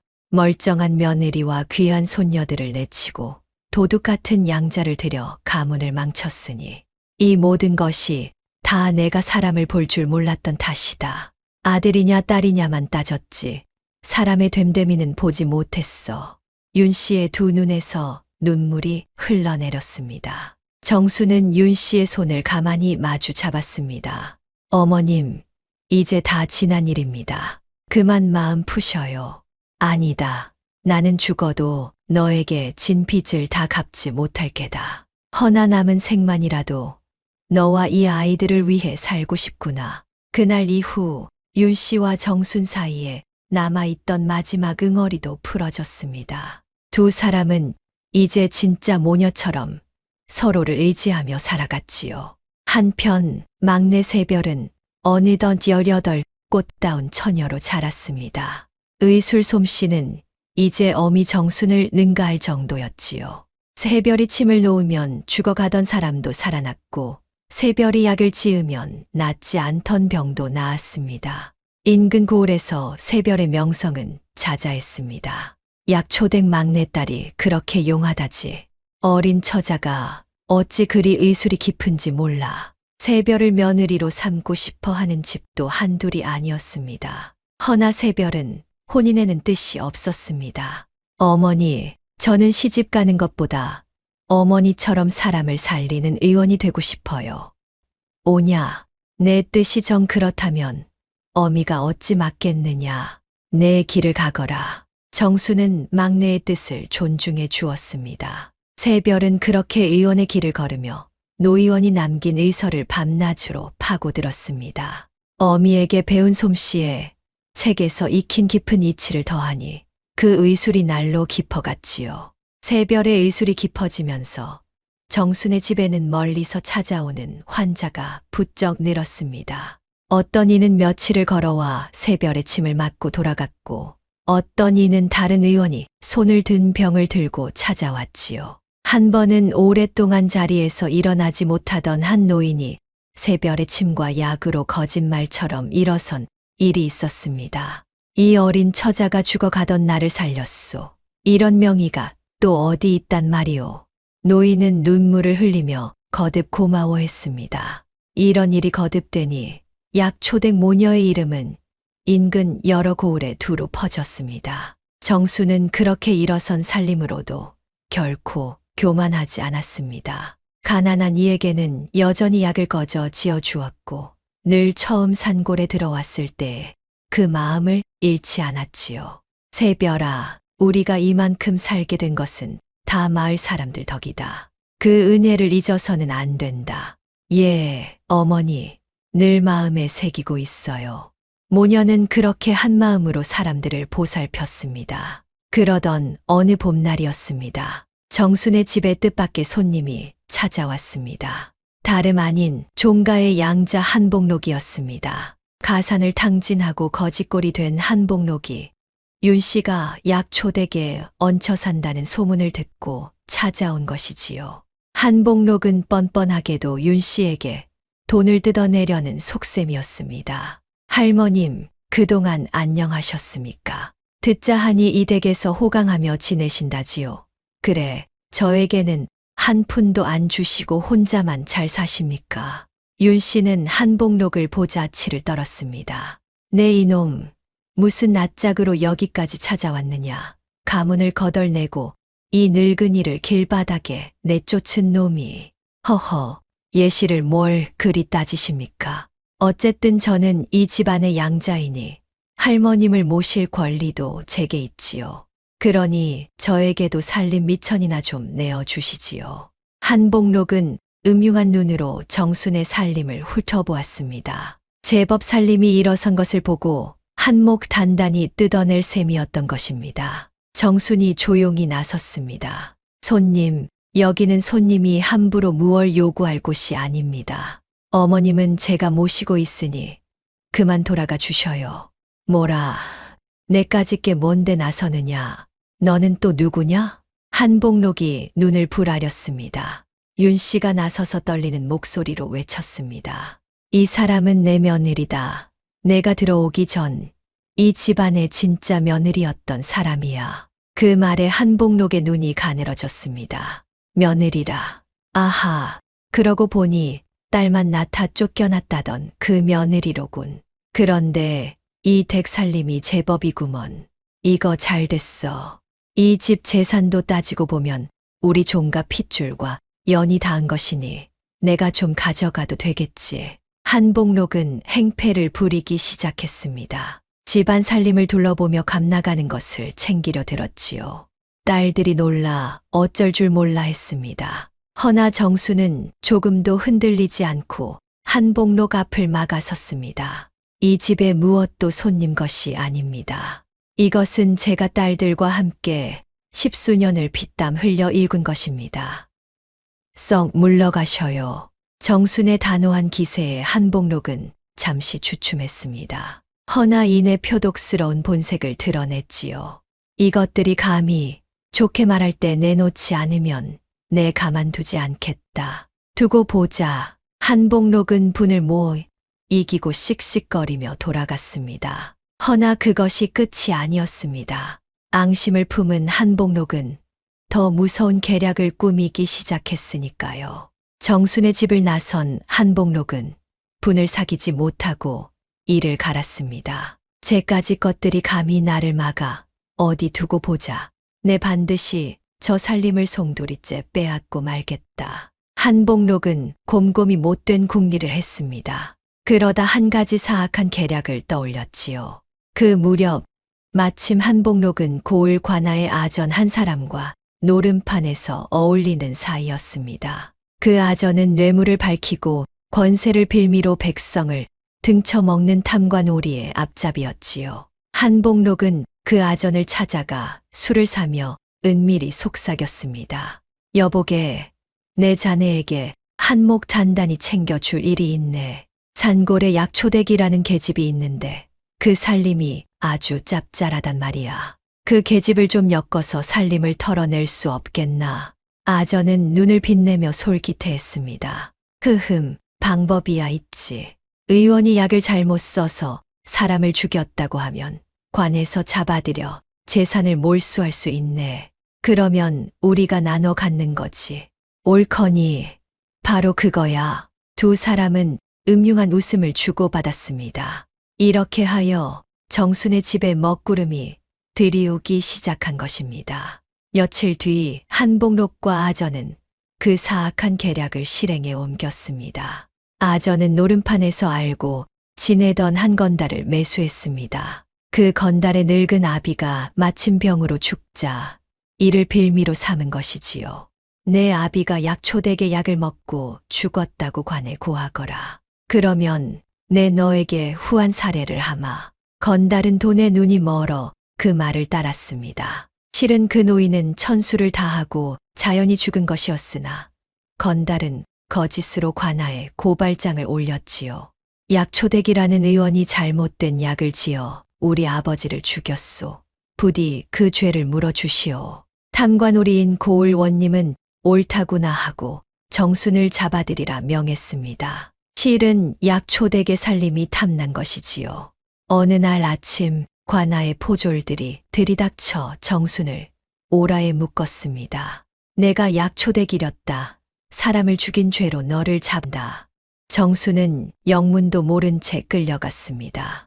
딸들이 울며 불며 매달렸지요.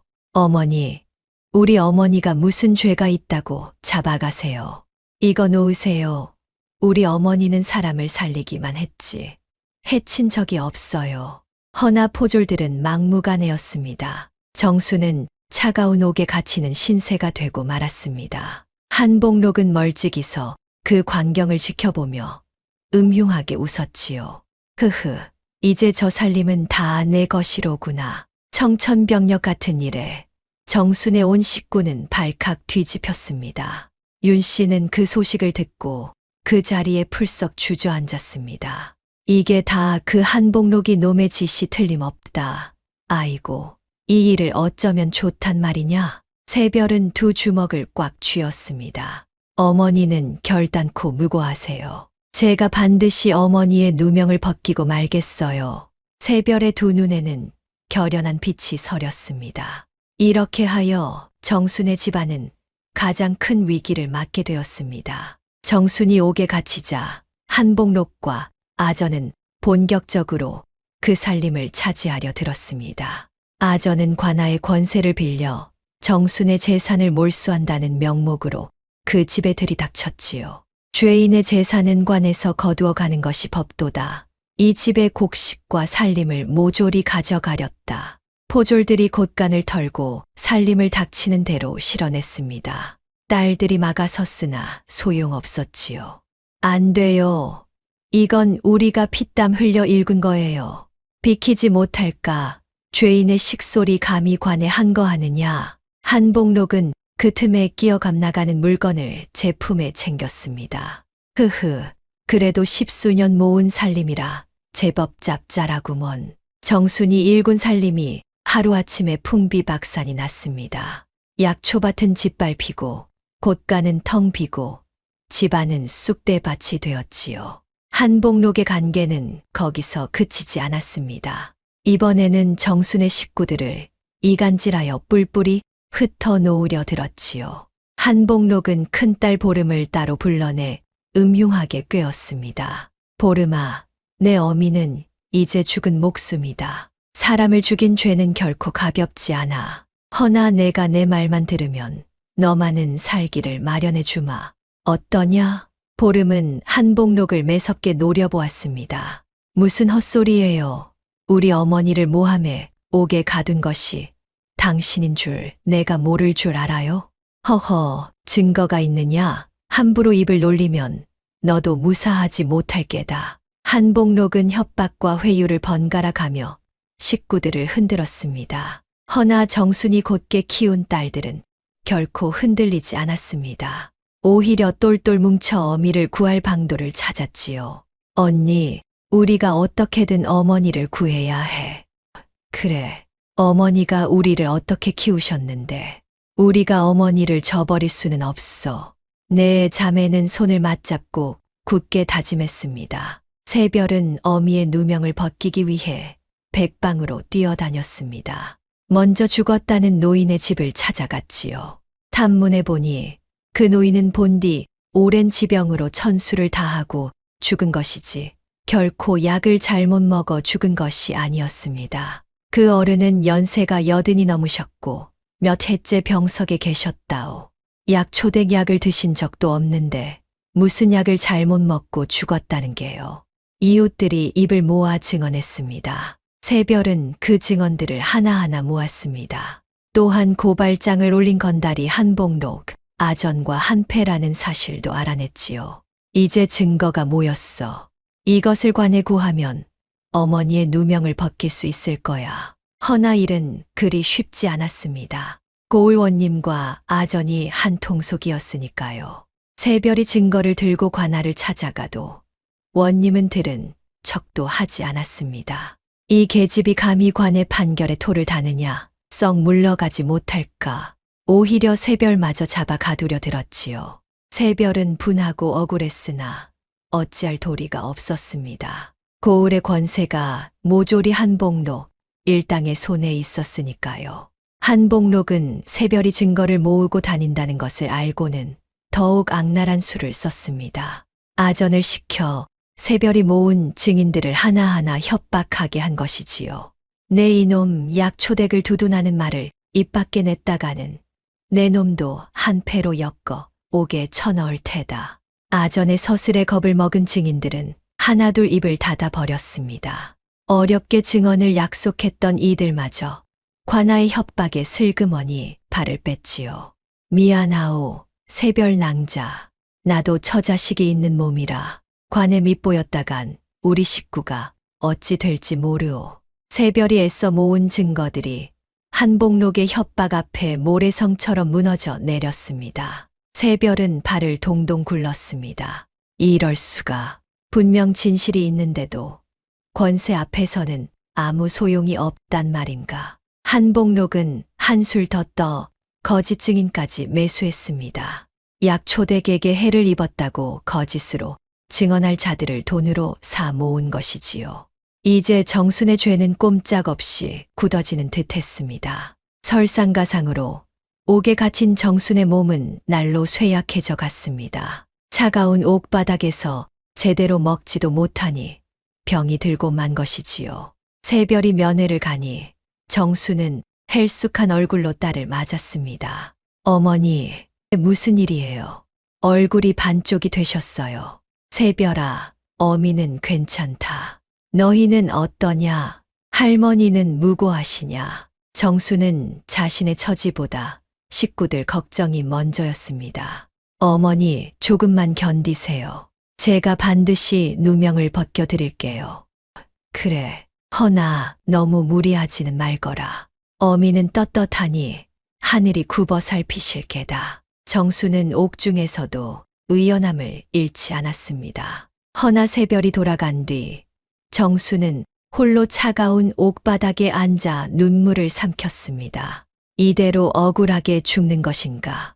내 딸들은 어찌 되는 것인가? 평생을 곧게 살아온 정순이었으나 이 순간만은 절망이 밀려왔습니다. 그날 밤 정수는 옥중에서 깊은 시름에 잠겼습니다. 지난 세월이 주마등처럼 스쳐 지나갔지요. 한겨울 눈밭으로 쫓겨나던 그 밤부터 산골에서 딸들을 키우며 버텨온 그 모든 날들이 떠올랐습니다. 내가 무엇을 잘못했단 말인가? 나는 그저 사람을 살리고 곧게 살려 애썼을 뿐인데 억울함과 서러움이 한꺼번에 밀려와 정수는 한참을 흐느꼈습니다. 그러다 문득 돌아가신 친정아버지의 음성이 귓가에 울렸습니다. 대를 잇는 것은 핏줄이 아니라 그 집의 고듬이니라. 정수는 그 말을 되뇌었습니다. 그래, 나는 한 점 부끄럼 없이 곧게 살아왔다. 누가 뭐래도 우리 집의 고듬만은 내 딸들이 잊고 있지 않은가. 정수는 눈물을 닦고 다시 마음을 다잡았습니다. 설령 이대로 죽는다 해도 나는 내 길을 후회하지 않으리라. 내 딸들이 곧게 자랐으니 그것으로 족하다. 정수는 차가운 옥바닥에서 두 손을 모으고 조용히 빌었습니다. 다만 하늘이 계시다면 부디 진실이 밝혀지게 해 주소서. 내 딸들을 지켜 주소서. 그 모습은 비록 옥에 갇힌 죄인의 행색이었으나 그 마음만은 누구보다 곧고 떳떳했습니다. 한편 새별은 관아에서마저 문전박대를 당하자 깊은 절망에 빠졌습니다. 집으로 돌아온 새별은 마당에 주저앉아 흐느꼈습니다. 증거를 다 모았는데도 소용이 없다니 이대로 어머니를 잃는 것인가. 그 모습을 본 윤 씨가 새별의 어깨를 감싸 안았습니다. 새별아, 포기하지 말거라. 내 어미는 결코 그리 쉽게 무너질 사람이 아니다. 윤 씨는 떨리는 목소리로 말을 이었습니다. 이 늙은이가 내 어미가 얼마나 고든 사람인지, 죽어가던 나를 거두어 살린 사람이 아니냐. 하늘이 그런 사람을 그냥 버려두실 리 없다. 윤 씨의 그 말에 새별은 다시 마음을 다잡았습니다. 맞아요. 할머니, 제가 약해지면 안 되죠. 어머니라면 이런 때 어떻게 하셨을까요? 내 어미라면 끝까지 곧게, 끝까지 정성을 다했을 게다. 새별은 눈물을 닦고 일어섰습니다. 할머니, 방법을 바꿔보겠어요. 고을원님이 썩었다면 그 위에 더 높은 분께 호소하면 되지 않겠어요? 마침 듣자 하니 이 일대를 두루 살피는 어사또가 곧 내려온다는 소문이 있어요. 어사또라. 옳지. 그 방법이 있구나. 윤 씨의 눈이 번쩍 뜨였습니다. 그 무렵 과연 한 가지 소문이 고을에 돌고 있었습니다. 임금의 명을 받은 암행어사가 이 일대를 은밀히 살피고 있다는 것이었지요. 탐관오리의 횡포가 극심하다는 소문이 한양까지 전해져 임금이 어사를 내려보낸 것입니다. 새별은 그 소문에 한 가닥 희망을 걸었습니다. 어떻게든 어사또를 찾아 이 억울한 사연을 고해야 해. 새별은 어사또의 행방을 수소문하며 온 고을을 헤매었습니다. 언니들도 저마다 발벗고 나섰지요. 보름은 장터를 돌며 낯선 선비가 없는지 살폈고 초아는 주막마다 들러 떠도는 소문을 모았으며 다오는 나루터에서 오가는 길손들을 눈여겨보았습니다. 혹시 한양에서 내려온 선비를 보신 적 없으신지요? 글쎄, 요즘 낯선 선비가 덜어 오가긴 합디다만 누가 어사인지 우리가 어찌 알겠소. 사람들은 고개를 저을 뿐이었습니다. 내 자매는 며칠을 그렇게 헤매었으나 어사또의 그림자조차 잡지 못했습니다. 그러던 어느 날 새별은 길가에서 굶주려 쓰러진 한 늙은 거지를 보았습니다. 다 해진 옷에 행색이 말이 아니었지요. 다른 이들은 그 거지를 거들떠보지도 않고 지나쳤습니다. 허나 새별은 어미에게 배운 대로 그냥 지나치지 못했습니다. 어르신, 많이 시장하시지요? 이거라도 좀 드셔요. 새별은 품에 지녔던 주먹밥을 거지에게 건넸습니다. 그리고 거지의 부르튼 발을 보고는 가지고 다니던 약을 꺼내 정성껏 발라주었지요. 발이 많이 상하셨네요. 이 약을 바르시면 좀 나으실 거예요. 늙은 거지는 새별을 물끄러미 바라보았습니다. 고맙구려. 낭자. 헌데 낭자는 어찌 이리 수심이 가득하오? 새별은 한숨을 쉬며 어미의 억울한 사연을 털어놓았습니다. 거지는 묵묵히 그 이야기를 다 듣더니 천천히 고개를 끄덕였습니다. 그런 딱한 사연이 있었구려. 하늘이 무심치 않다면 반드시 진실이 밝혀질게요. 너무 상심 마시오. 새별은 그저 지나가는 위로인 줄로만 알았습니다. 그 늙은 거지가 누구인지는 그때는 까맣게 알지 못했지요. 허나 암행어사가 어디 그리 쉽게 모습을 드러내겠습니까? 신분을 감추고 다니니 누가 어사인지 알 길이 없었지요. 새별은 애가 타들어갔습니다. 그러는 사이에도 옥에 갇힌 정순의 병세는 점점 깊어만 갔습니다. 원님은 서둘러 정순을 처형하려 들었지요. 누명이 들통나기 전에 일을 끝내버리려는 속셈이었습니다. 열흘 뒤에 죄인 약초댁을 처형한다. 그리 알라. 그 소식에 정순의 식구들은 하늘이 무너지는 듯 했습니다. 이제 정순에게 남은 시간은 단 열흘 뿐이었습니다. 과연 새별은 그 안에 어사또를 찾아 어미의 누명을 벗길 수 있을까요? 정순의 운명은 그야말로 바람 앞의 등불 같았습니다. 정순의 처형 날이 점점 다가오고 있었습니다. 새별은 마음이 타들어갔지요. 어사또는 끝내 찾지 못했고 증인들은 모두 입을 닫았으며 관하는 요지부동이었습니다. 이제 남은 것은 하늘에 비는 일뿐인 듯 했습니다. 그러던 어느 날 저녁이었습니다. 며칠 전 길가에서 만났던 그 늙은 거지가 정순의 집을 불쑥 찾아왔습니다. 낭자, 나를 기억하시겠소? 새별은 반가이 그를 맞았습니다. 어머, 그때 그 어르신이시군요. 어인 일로 여기까지. 낭자가 베푼 정이 하도 고마워 인사라도 하려고 들렀소이다. 헌데 그 사이 일이 어찌 되었소? 새별은 다시 한번 어미의 억울한 사연을 소상히 들려주었습니다. 처형이 며칠 앞으로 다가왔다는 말에 새별의 목소리는 떨렸지요. 이제 정말 마지막인가 봐요. 어머니를 구할 길이 없어요. 늙은 거지는 한참을 듣고 나서 조용히 입을 열었습니다. 낭자, 너무 절망하지 마시오. 곧 진실이 밝혀질 날이 올게요. 그동안 모았다는 증거들을 한 군데 잘 간수해 두시오. 머지않아 요긴하게 쓰일 터이니. 그 말투에는 묘한 위엄이 서려 있었습니다. 새별은 의아했으나 왠지 그 말에 한 가닥 희망이 솟았지요. 마침내 처형 날이 밝았습니다. 고을의 너른 형장의 사람들이 구름처럼 모여들었습니다. 사람을 죽인 의원이 처형된다는 소문에 구경꾼들이 몰려든 것이지요. 정수는 며칠을 굶고 병든 몸으로 형장에 끌려 나왔습니다. 초췌한 몰골이었으나 그 눈빛만은 여전히 곧고 의연했습니다. 딸들과 윤 씨가 형장 한편에서 울부짖었습니다. 어머니, 어머니, 아이고, 내 며느리, 이 늙은이가 대신 죽어야 하는데. 한복록과 아전은 형장 한쪽에서 음흉하게 웃고 있었지요. 이제 곧 저 계집이 죽으면 모든 게 끝이다. 살림도 증거도 다 묻혀버리는 거야. 고을원님이 형틀에 묶인 정순을 내려다보며 호령했습니다. 죄인 약초댁은 들으라. 내 죄를 인정하느냐? 정순은 고개를 들어 또렷이 답했습니다. 저는 하늘의 맹세코 사람을 해친 적이 없습니다. 평생 사람을 살리기만 했을 뿐입니다. 비록 이 자리에서 죽는다 해도 제 마음은 떳떳합니다. 닥쳐라. 끝까지 죄를 부인하다니. 여봐라. 당장 처형을 집행하라. 원님이 막 형 집행을 명하려는 순간이었습니다. 멈추어라.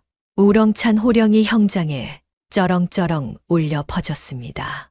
모두가 소리 난 쪽을 돌아보았습니다. 한 사내가 군졸들을 거느리고 성큼성큼 형장으로 걸어 들어왔지요. 그런데 그 얼굴을 본 새별이 깜짝 놀랐습니다. 다 해진 거짓골이 아니라 위엄 있는 관복 차림이었으나 분명 며칠 전 자신이 주먹밥을 건넸던 바로 그 늙은이였던 것입니다. 사내가 품에서 마패를 꺼내 높이 들어 보였습니다.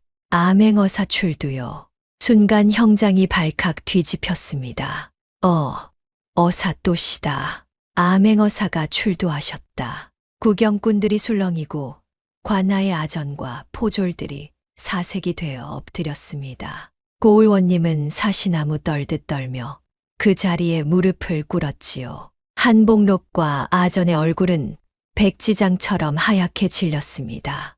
알고 보니 그 늙은 거지는 임금의 명을 받고 이 고을을 살피던 암행어사였습니다. 거지로 변장하여 고을 곳곳을 은밀히 다니며 탐관오리의 죄상과 백성의 억울한 사연을 낱낱이 살피고 있었던 것이지요.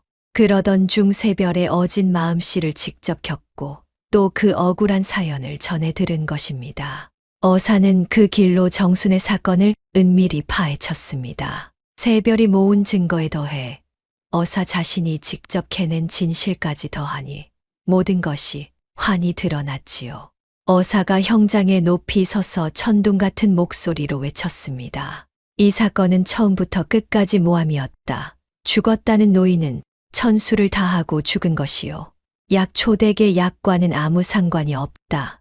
이 모든 것은 한복록이란 자가 약초댁의 재산을 빼앗으려 꾸민 관계였으며 고을원님과 아전이 한 통속이 되어 죄 없는 백성을 모함한 것이다. 어사의 호령의 형장이 떠나갈 듯했습니다. 진실이 드러나자 한복록은 발악하며 변명을 늘어놓았습니다. 어사또 그것은 오해이옵니다. 소인은 그저 닥치거라. 내 죄상은 이미 낱낱이 드러났다. 내가 매수한 건달과 거짓 증인들이 모두 실토하였느니라.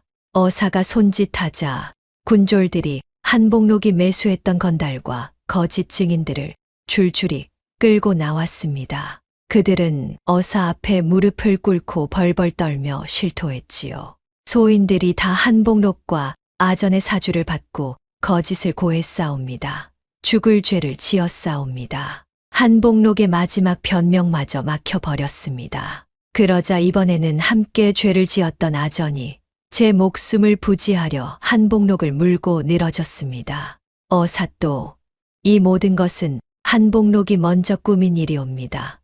소인은 그저 시키는 대로 했을 뿐이옵니다. 무어라, 이 배은망덕한 놈, 내가 먼저 방법을 일러주지 않았느냐. 한복록과 아전은 서로 책임을 떠넘기며 추하게 다투었습니다. 한패였던 자들이 막판에 서로를 물어뜯는 꼴은 보는 이들의 혀를 차게 했지요. 저것 좀 보게. 도둑들끼리 서로 잡아먹으려 드는구먼. 천벌이 따로 없네 그려. 구경꾼들이 손가락질하며 수군거렸습니다. 어사는 그 추한 꼴을 싸늘히 내려다보며 판결을 내렸습니다. 고을원님은 백성을 보살펴야 할 자리에 앉아 도리어 죄 없는 백성을 모함하고 재물을 탐하였으니 그 죄가 무겁다. 당장 관직을 삭탈하고 한양으로 압송하여 엄히 다스릴 것이다. 아전 또한 권세를 빌려 백성을 등치고 무고한 일을 해하였으니 곤장을 저 멀리 유배 보낼 것이다. 그리고 이 모든 악행의 우두머리인 한복록은 양자로 들어와 가문을 거덜내고 늙은 양모를 길에 내쫓았으며 죄 없는 사람을 모함하여 죽이려 한 죄가 하늘에 사무친다. 그 죄를 물어 가장 무거운 벌에 처하고 부당하게 빼앗은 재물을 모두 본 주인에게 돌려주게 하라. 어사의 추상 같은 판결에 한복록은 그 자리에 풀썩 주저앉았습니다. 아이고, 어사또 한 번만 살려주십시오. 잘못했사옵니다. 허나 이제와 빌어본들 소용없는 일이었지요. 포졸들이 한복록을 오라에 묶어 끌고 갔습니다. 끌려가는 한복록의 뒤로 윤 씨가 한마디를 던졌습니다. 이놈아, 사람을 그리 모질게 대하면 그 죄가 언젠가 제게로 돌아오는 법이다. 내가 그러했고 내가 그러했느니라. 윤 씨의 그 말에는 자신의 지난 잘못에 대한 뼈저린 회한도 함께 담겨 있었습니다. 형틀에 묶여있던 정순이 마침내 풀려났습니다. 딸들이 한달음에 달려와 어미를 끌어안았지요. 어머니, 어머니, 오냐, 오냐, 내 새끼들. 어미는 괜찮다. 정수는 병든 몸으로도 딸들을 하나하나 보듬었습니다. 윤 씨도 달려와 정순의 손을 부여잡고 오열했습니다. 정순아, 살았구나. 정말 다행이다. 내 너에게 진 빚을 또 하나 늘렸구나. 온 식구가 부둥켜 안고 눈물을 흘렸습니다. 지켜보던 구경꾼들도 함께 눈시울을 붉혔지요. 저 약초댁이 그동안 우리 고을에서 살린 사람이 한둘이 아니지. 살아있는 보살이 따로 없어. 하늘이 무심치 않으셨구먼. 사람들은 정순의 무고가 밝혀진 것을 제1처럼 기뻐했습니다. 어사가 정순에게 다가와 부드러운 목소리로 말했습니다. 부인, 그동안 억울한 옥살이로 고초가 많으셨소. 내 부인의 따님에게서 깊은 인정을 입었고 또 부인이 그동안 베푼 선행을 두루 들었소이다. 부인 같은 분이 이 땅에 계시니 참으로 다행한 일이오. 어사는 새별을 돌아보며 빙그레 웃었습니다. 낭자가 길에서 늙은 거지에게 베푼 그 한 끼의 정성이 결국 어머니를 살린 것이요. 낭자의 그 어진 마음이 하늘을 움직인 게지요. 새별은 그제야 모든 것을 깨닫고 눈물을 글썽이며 어사에게 큰 절을 올렸습니다. 어사또의 하해와 같은 은혜, 평생 잊지 않겠사옵니다. 정순도 어사에게 깊이 머리를 숙였습니다. 이렇게 하여 정순의 억울한 누명은 말끔히 벗겨졌습니다. 곧고 정직하게 살아온 그 마음이 마침내 빛을 본 것입니다. 어사는 떠나기 전 정순의 집안 내력을 전해 듣고는 깊이 단복했습니다. 한때 딸만 낳는다고 종갓집에서 쫓겨났던 며느리가 산골에서 의술로 수많은 목숨을 살리고 자신을 내쫓은 시어머니마저 거두어 봉양했다는 이야기 말입니다. 참으로 보기 드문 부덕이요. 원수를 은혜로 갚고 모진 세파 속에서도 고듬을 잃지 않았으니 그 행실이 만인의 본보기가 될 만하오. 어사는 이 사연을 임금께 소상히 아뢰겠노라 약속했습니다. 정수는 황송하여 거듭 사양했지요. 어사 또 저는 그저 사람의 도리를 했을 뿐이옵니다. 무슨 칭송을 바라겠습니까? 바로 그 마음이 더욱 귀한 것이요. 부인 같은 분이야말로 이 나라의 참된 보배라 할 것이요. 어사는 그렇게 말하고는 정순의 집안에 부당하게 빼앗겼던 재산을 모두 돌려주도록 조치한 뒤 길을 떠났습니다. 관아에 몰수되었던 곡식과 살림이 고스란히 되돌아왔고 짓밟혔던 약초밭도 마을 사람들이 너나 없이 거들어 다시 일구어 주었지요. 약초댁이 그동안 우리에게 베푼 것을 이제 우리가 갚을 차례지. 마을 사람들의 따뜻한 정에 정수는 또 한 번 눈시울을 붉혔습니다. 이렇게 하여 풍비박산 났던 정순의 살림은 예전보다 더 단단하게 되살아났습니다. 허나 정순에게 찾아온 가장 큰 복은 재산이 아니라 따로 있었지요. 바로 막내딸 세별의 앞날에 펼쳐질 큰 길이었습니다. 그 이야기는 이제부터가 시작이었습니다. 누명을 벗고 살림을 되찾은 정수는 다시 예전처럼 사람들을 보살피며 살았습니다. 허나 옥살이로 깊어진 병은 쉬이 낫지 않았지요. 정순의 기력은 예전 같지 않았고 이제는 막내 세별이 어미를 대신해 환자를 도맡아 보았습니다. 세별의 의술은 그 사이 더욱 깊고 넓어졌습니다. 어미에게 물려받은 약방문과 노의원이 남긴 의서를 두루 익혀 그 솜씨가 인근의 딸을 자가 없었지요. 사람들은 이제 정순이 아니라 세별을 두고 명이라 칭송하기 시작했습니다. 약초댁 막내딸의 침과 약은 죽은 사람도 살린다더라. 그 어린 처자가 어찌 그리 용한지 참으로 하늘이 내린 의원이야. 세별의 이름은 그렇게 산고를 넘어 온 고을에 자자하게 퍼졌습니다. 그러던 어느 해 인근 고을에 무서운 역병이 돌았습니다. 사람들이 때로 알아눕고 날마다 죽어나가는 이가 줄을 이었지요. 고을 전체가 공포에 휩싸였습니다. 용하다는 의원들도 역병이 무서워 모두 달아나 버렸습니다. 바로 그때 세별이 분연히 나섰습니다. 제가 가겠습니다. 저 사람들을 저대로 죽게 둘 수는 없어요.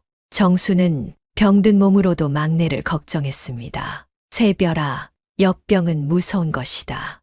내 몸도 성치 않은데 어머니께서 늘 말씀하셨잖아요. 의원이 병을 무서워하여 어찌 사람을 살리겠느냐고요. 그리고 노의원 어르신도 그러셨죠.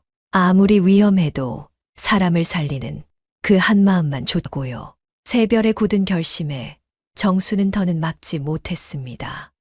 그래, 내 뜻이 정 그렇다면 부디 몸 조심하거라. 너는 이 어미의 마지막 자랑이다. 걱정 마셔요, 어머니. 꼭 무사히 돌아올게요. 세별은 약 보따리를 챙겨 들고 역병이 도는 고을로 떠났습니다. 세별은 역병이 창궐한 고을에 들어 밤낮을 가리지 않고 병자들을 돌보았습니다. 잠도 제대로 자지 못하고 끼니도 거르며 사람들을 살렸지요. 어미에게 배운 솜씨에 노의원이 남긴 비방까지 더하여 세별은 마침내 역병을 다스리는 약을 지어냈습니다. 세별의 약을 먹은 이들이 하나둘 자리를 털고 일어나기 시작했습니다. 살았다. 약초댁 따님이 우리를 살렸어. 죽음의 그림자가 드리웠던 고을에 다시 생기가 돌기 시작했지요. 세별이 역병의 고을에서 보낸 나날은 그야말로 사투의 연속이었습니다. 처음 고을에 들어섰을 때 거리에는 인적이 끊기고 집집마다 곡소리가 끊이지 않았지요. 성한 사람도 행여 옮을까 두려워 문을 걸어 잠그고 나오지 않았습니다. 새별은 그 텅 빈 거리를 홀로 누비며 앓는 이를 찾아다녔습니다. 열에 들떠 신음하는 아이에게 침을 놓고 탈진한 노인의 입에 손수약을 흘려 넣었지요. 조금만 견디셔요. 이 약을 드시면 곧 나아지실 거예요. 새별은 한 사람 한 사람을 제 식구처럼 정성껏 보살폈습니다. 허나 약재가 금세 동이 나는 것이 문제였습니다. 새별은 밤이면 횃불을 들고 산을 올라 손수 약초를 캐왔습니다. 잠은 하루 한두 시즌이 고작이었고 끼니도 거르기 일쑤였지요. 그렇게 며칠을 보내자 새별 자신도 기력이 다해 쓰러질 지경이 되었습니다. 허나 새별은 멈추지 않았습니다. 어미 정순이 그러했듯 한 번 잡은 사람의 손을 결코 놓지 않았지요. 마침내 새별이 지어낸 약이 효험을 보이기 시작했습니다. 죽어가던 이들이 하나둘 자리를 털고 일어나자 고을에 한 가닥 희망이 돌았습니다. 약초댁 따님이 우리를 살린다. 살 길이 생겼어. 사람들은 새별을 따라 약을 다리고 병자를 돌보며 서로를 보살피기 시작했습니다. 새별 한 사람의 정성이 절망에 빠졌던 온 고을을 다시 일으켜 세운 것입니다. 새별은 한 달이 넘도록 그 고을에 머물며 마침내 역병을 완전히 잡아냈습니다. 새별이 살려낸 목숨이 수백을 헤아렸지요. 고을 사람들은 새별을 생명의 은인으로 받들며 살아있는 보살이라 칭송했습니다. 이 은혜를 어찌 갚으리오. 낭자는 우리 고을을 통째로 살린 분이오. 새별이 역병을 잡았다는 소문은 이내 고을의 수령을 통해 한양에까지 전해졌습니다. 마침 그 무렵 지난날 정순을 구했던 그 암행어사가 조정의 높은 자리에 올라 있었습니다. 어사는 새별의 의로운 행적을 전해 듣고 임금께 그 사연을 소상히 아뢰었지요. 전하, 경상도 산골에 새별이라는 처자가 있사온데 그 의술이 신묘하고 마음이 어지러 역병이 창궐한 고을을 홀로 구해냈사옵니다. 그뿐 아니라 그 어미 또한 평생 수많은 목숨을 살린 어진 사람이옵니다. 한때 딸을 낳았다는 까닭으로 모진 일을 겪었으나 끝내 고듬을 잃지 않고 만인을 이롭게 하였으니 마땅히 나라에서 그 덕을 기려야 할 줄로 아옵니다. 임금은 그 이야기를 듣고 크게 감동했습니다. 참으로 갸륵하도다. 대를 잇는 것은 핏줄이 아니라 그 집의 고듬이라 하였거늘 그 딸이 만인을 살려 가문의 이름을 드높였으니 이보다 더한 있음이 어디 있겠는가. 그 어미와 딸의 덕을 만천하에 기리도록 하라. 임금은 정순과 새별에게 큰 상을 내리고 그 마을에 어진 행실을 기리는 정려문을 세우도록 했습니다. 또한 새별을 나라의 의원으로 특별히 불러 그 의술로 더 많은 백성을 살피게 했지요. 새별이 나라의 의원으로 부름을 받았으나 새별은 한양으로 떠나기 전 어미 곁을 지키는 일을 게을리하지 않았습니다. 또한 자신이 익힌 의술을 혼자만 가지려 하지 않았지요. 새별은 마을의 영민한 처자들을 모아 약초를 다루고 병을 보는 법을 차근차근 가르쳤습니다. 의술은 한 사람이 움켜쥐는 것이 아니라 널리 나누어야 더 많은 목숨을 살리는 법이에요. 새별의 그 말은 지난날 노의원이 어미와 자신에게 들려주던 가르침 그대로였습니다. 그렇게 새별의 손을 거쳐 여러 처자들이 의술을 익혔고 그들은 다시 제 고을로 돌아가 사람들을 살렸지요. 새별이 뿌린 어진 의술의 씨앗이 온 고을 곳곳으로 퍼져나간 것입니다. 정수는 그런 막내를 더없이 자랑스러워했습니다. 새별아, 너는 어미가 평생 바라던 그 길을 어미보다 더 멀리 가는구나. 다 어머니께서 길을 열어주신 덕이에요. 어머니가 안 계셨다면 저는 아무것도 아니었을 거예요. 모녀는 서로를 마주보며 따뜻하게 웃었습니다. 나라에서 상이 내려오고 정려문이 세워지던 날, 온 고을이 잔치 분위기였습니다. 한때 딸만 낳는다고 쫓겨났던 며느리의 집안이 이제는 온 나라가 우러르는 가문이 된 것입니다. 끊겼다던 그 가문의 대가 다름 아닌 그 딸들로 인해 가장 빛나게 이어진 것이지요. 정수는 정려문 앞에 서서 만감이 교차하는 표정으로 지난 날을 떠올렸습니다. 한겨울 눈밭으로 쫓겨나던 그 밤, 등 뒤에서 쾅 닫히던 소슬대문 소리가 아직도 귓가에 선했습니다. 그런데 이제 그토록 자신을 내쫓았던 그 가문의 명예를 바로 자신과 딸들이 그 누구보다 드높이 세운 것입니다. 정순의 곁에 선 윤 씨가 그 손을 꼭 잡았습니다. 정순아, 다 내 덕이다. 내가 곧게 산 덕에 우리 가문이 이렇게 다시 섰구나. 아들 타령만 하던 이 늙은이가 이제야 깨닫는다. 대를 잇는 것은 핏줄이 아니라 그 집의 고듬이라는 것을. 정수는 빙그레 웃으며 답했습니다. 어머님, 이제라도 그것을 아셨으니 되었습니다. 우리 다 함께 오래오래 복을 누리고 살아요. 두 사람의 눈가에 따뜻한 눈물이 맺혔습니다. 이날 정수는 보찜 깊이 간직해 두었던 백자 연적 반쪽을 꺼냈습니다. 시집 올 때 받았다가 쫓겨나던 그 밤에도 차마 버리지 못하고 지녀온 물건이었지요. 정수는 그것을 종가의 사당에 모셔져 있던 나머지 반쪽과 가만히 맞추어 보았습니다. 깨어져 둘로 나뉘었던 연적이 오랜 세월을 돌아 비로소 다시 하나가 되었습니다. 그 모습은 마치 갈라졌던 한 집안이 다시 온전히 이어진 것을 말해주는 듯 했지요. 이 연적이 다시 하나가 되었듯 끊겼다던 우리 가문도 이렇게 다시 이어졌구나. 윤 씨가 그 연적을 바라보며 나직이 중얼거렸습니다. 그것도 아들이 아니라 내가 그토록 천대했던 딸들의 손으로 말이다. 정수는 말없이 고개를 끄덕였습니다. 대를 잇는다는 것이 한낱 핏줄을 잇는 일이 아니라 그 집안의 이름과 명예를 곧게 세우는 일임을 두 사람은 이제 누구보다 깊이 깨닫고 있었습니다. 그 후로 정수는 딸들의 정성스러운 봉양을 받으며 윤 씨와 함께 오래도록 평안히 살았습니다. 내 딸은 저마다 좋은 짝을 만나거나 제 길을 찾아 모두 어미의 고든 가르침대로 어질고 바르게 살았지요.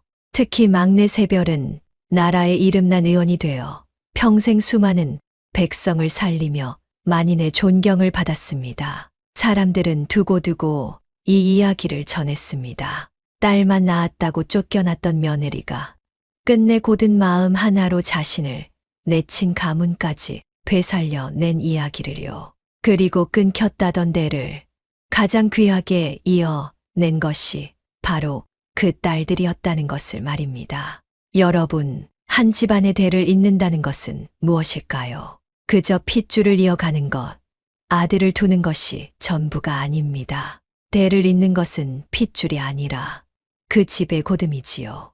정수는 모진 세상에 쫓겨나고 모함을 받으면서도 끝내 그 마음을 굽히지 않았습니다. 원수를 은혜로 갚고 미움을 사랑으로 덮었지요. 그 고든 마음이 마침내 자신을 살리고 딸들을 빛나게 하고 무너진 가문까지 일으켜 세웠습니다. 이 이야기는 오늘날까지도 전해지며 듣는 이들의 가슴에 따뜻한 울림을 남기고 있습니다. 다음 영상을 빠르게 만나보시려면 좋아요와 구독을 눌러주세요. 지금 화면에 나오는 더 재미있는 영상들도 함께 해주세요. 그럼 모두 행복한 하루 보내세요. 감사합니다.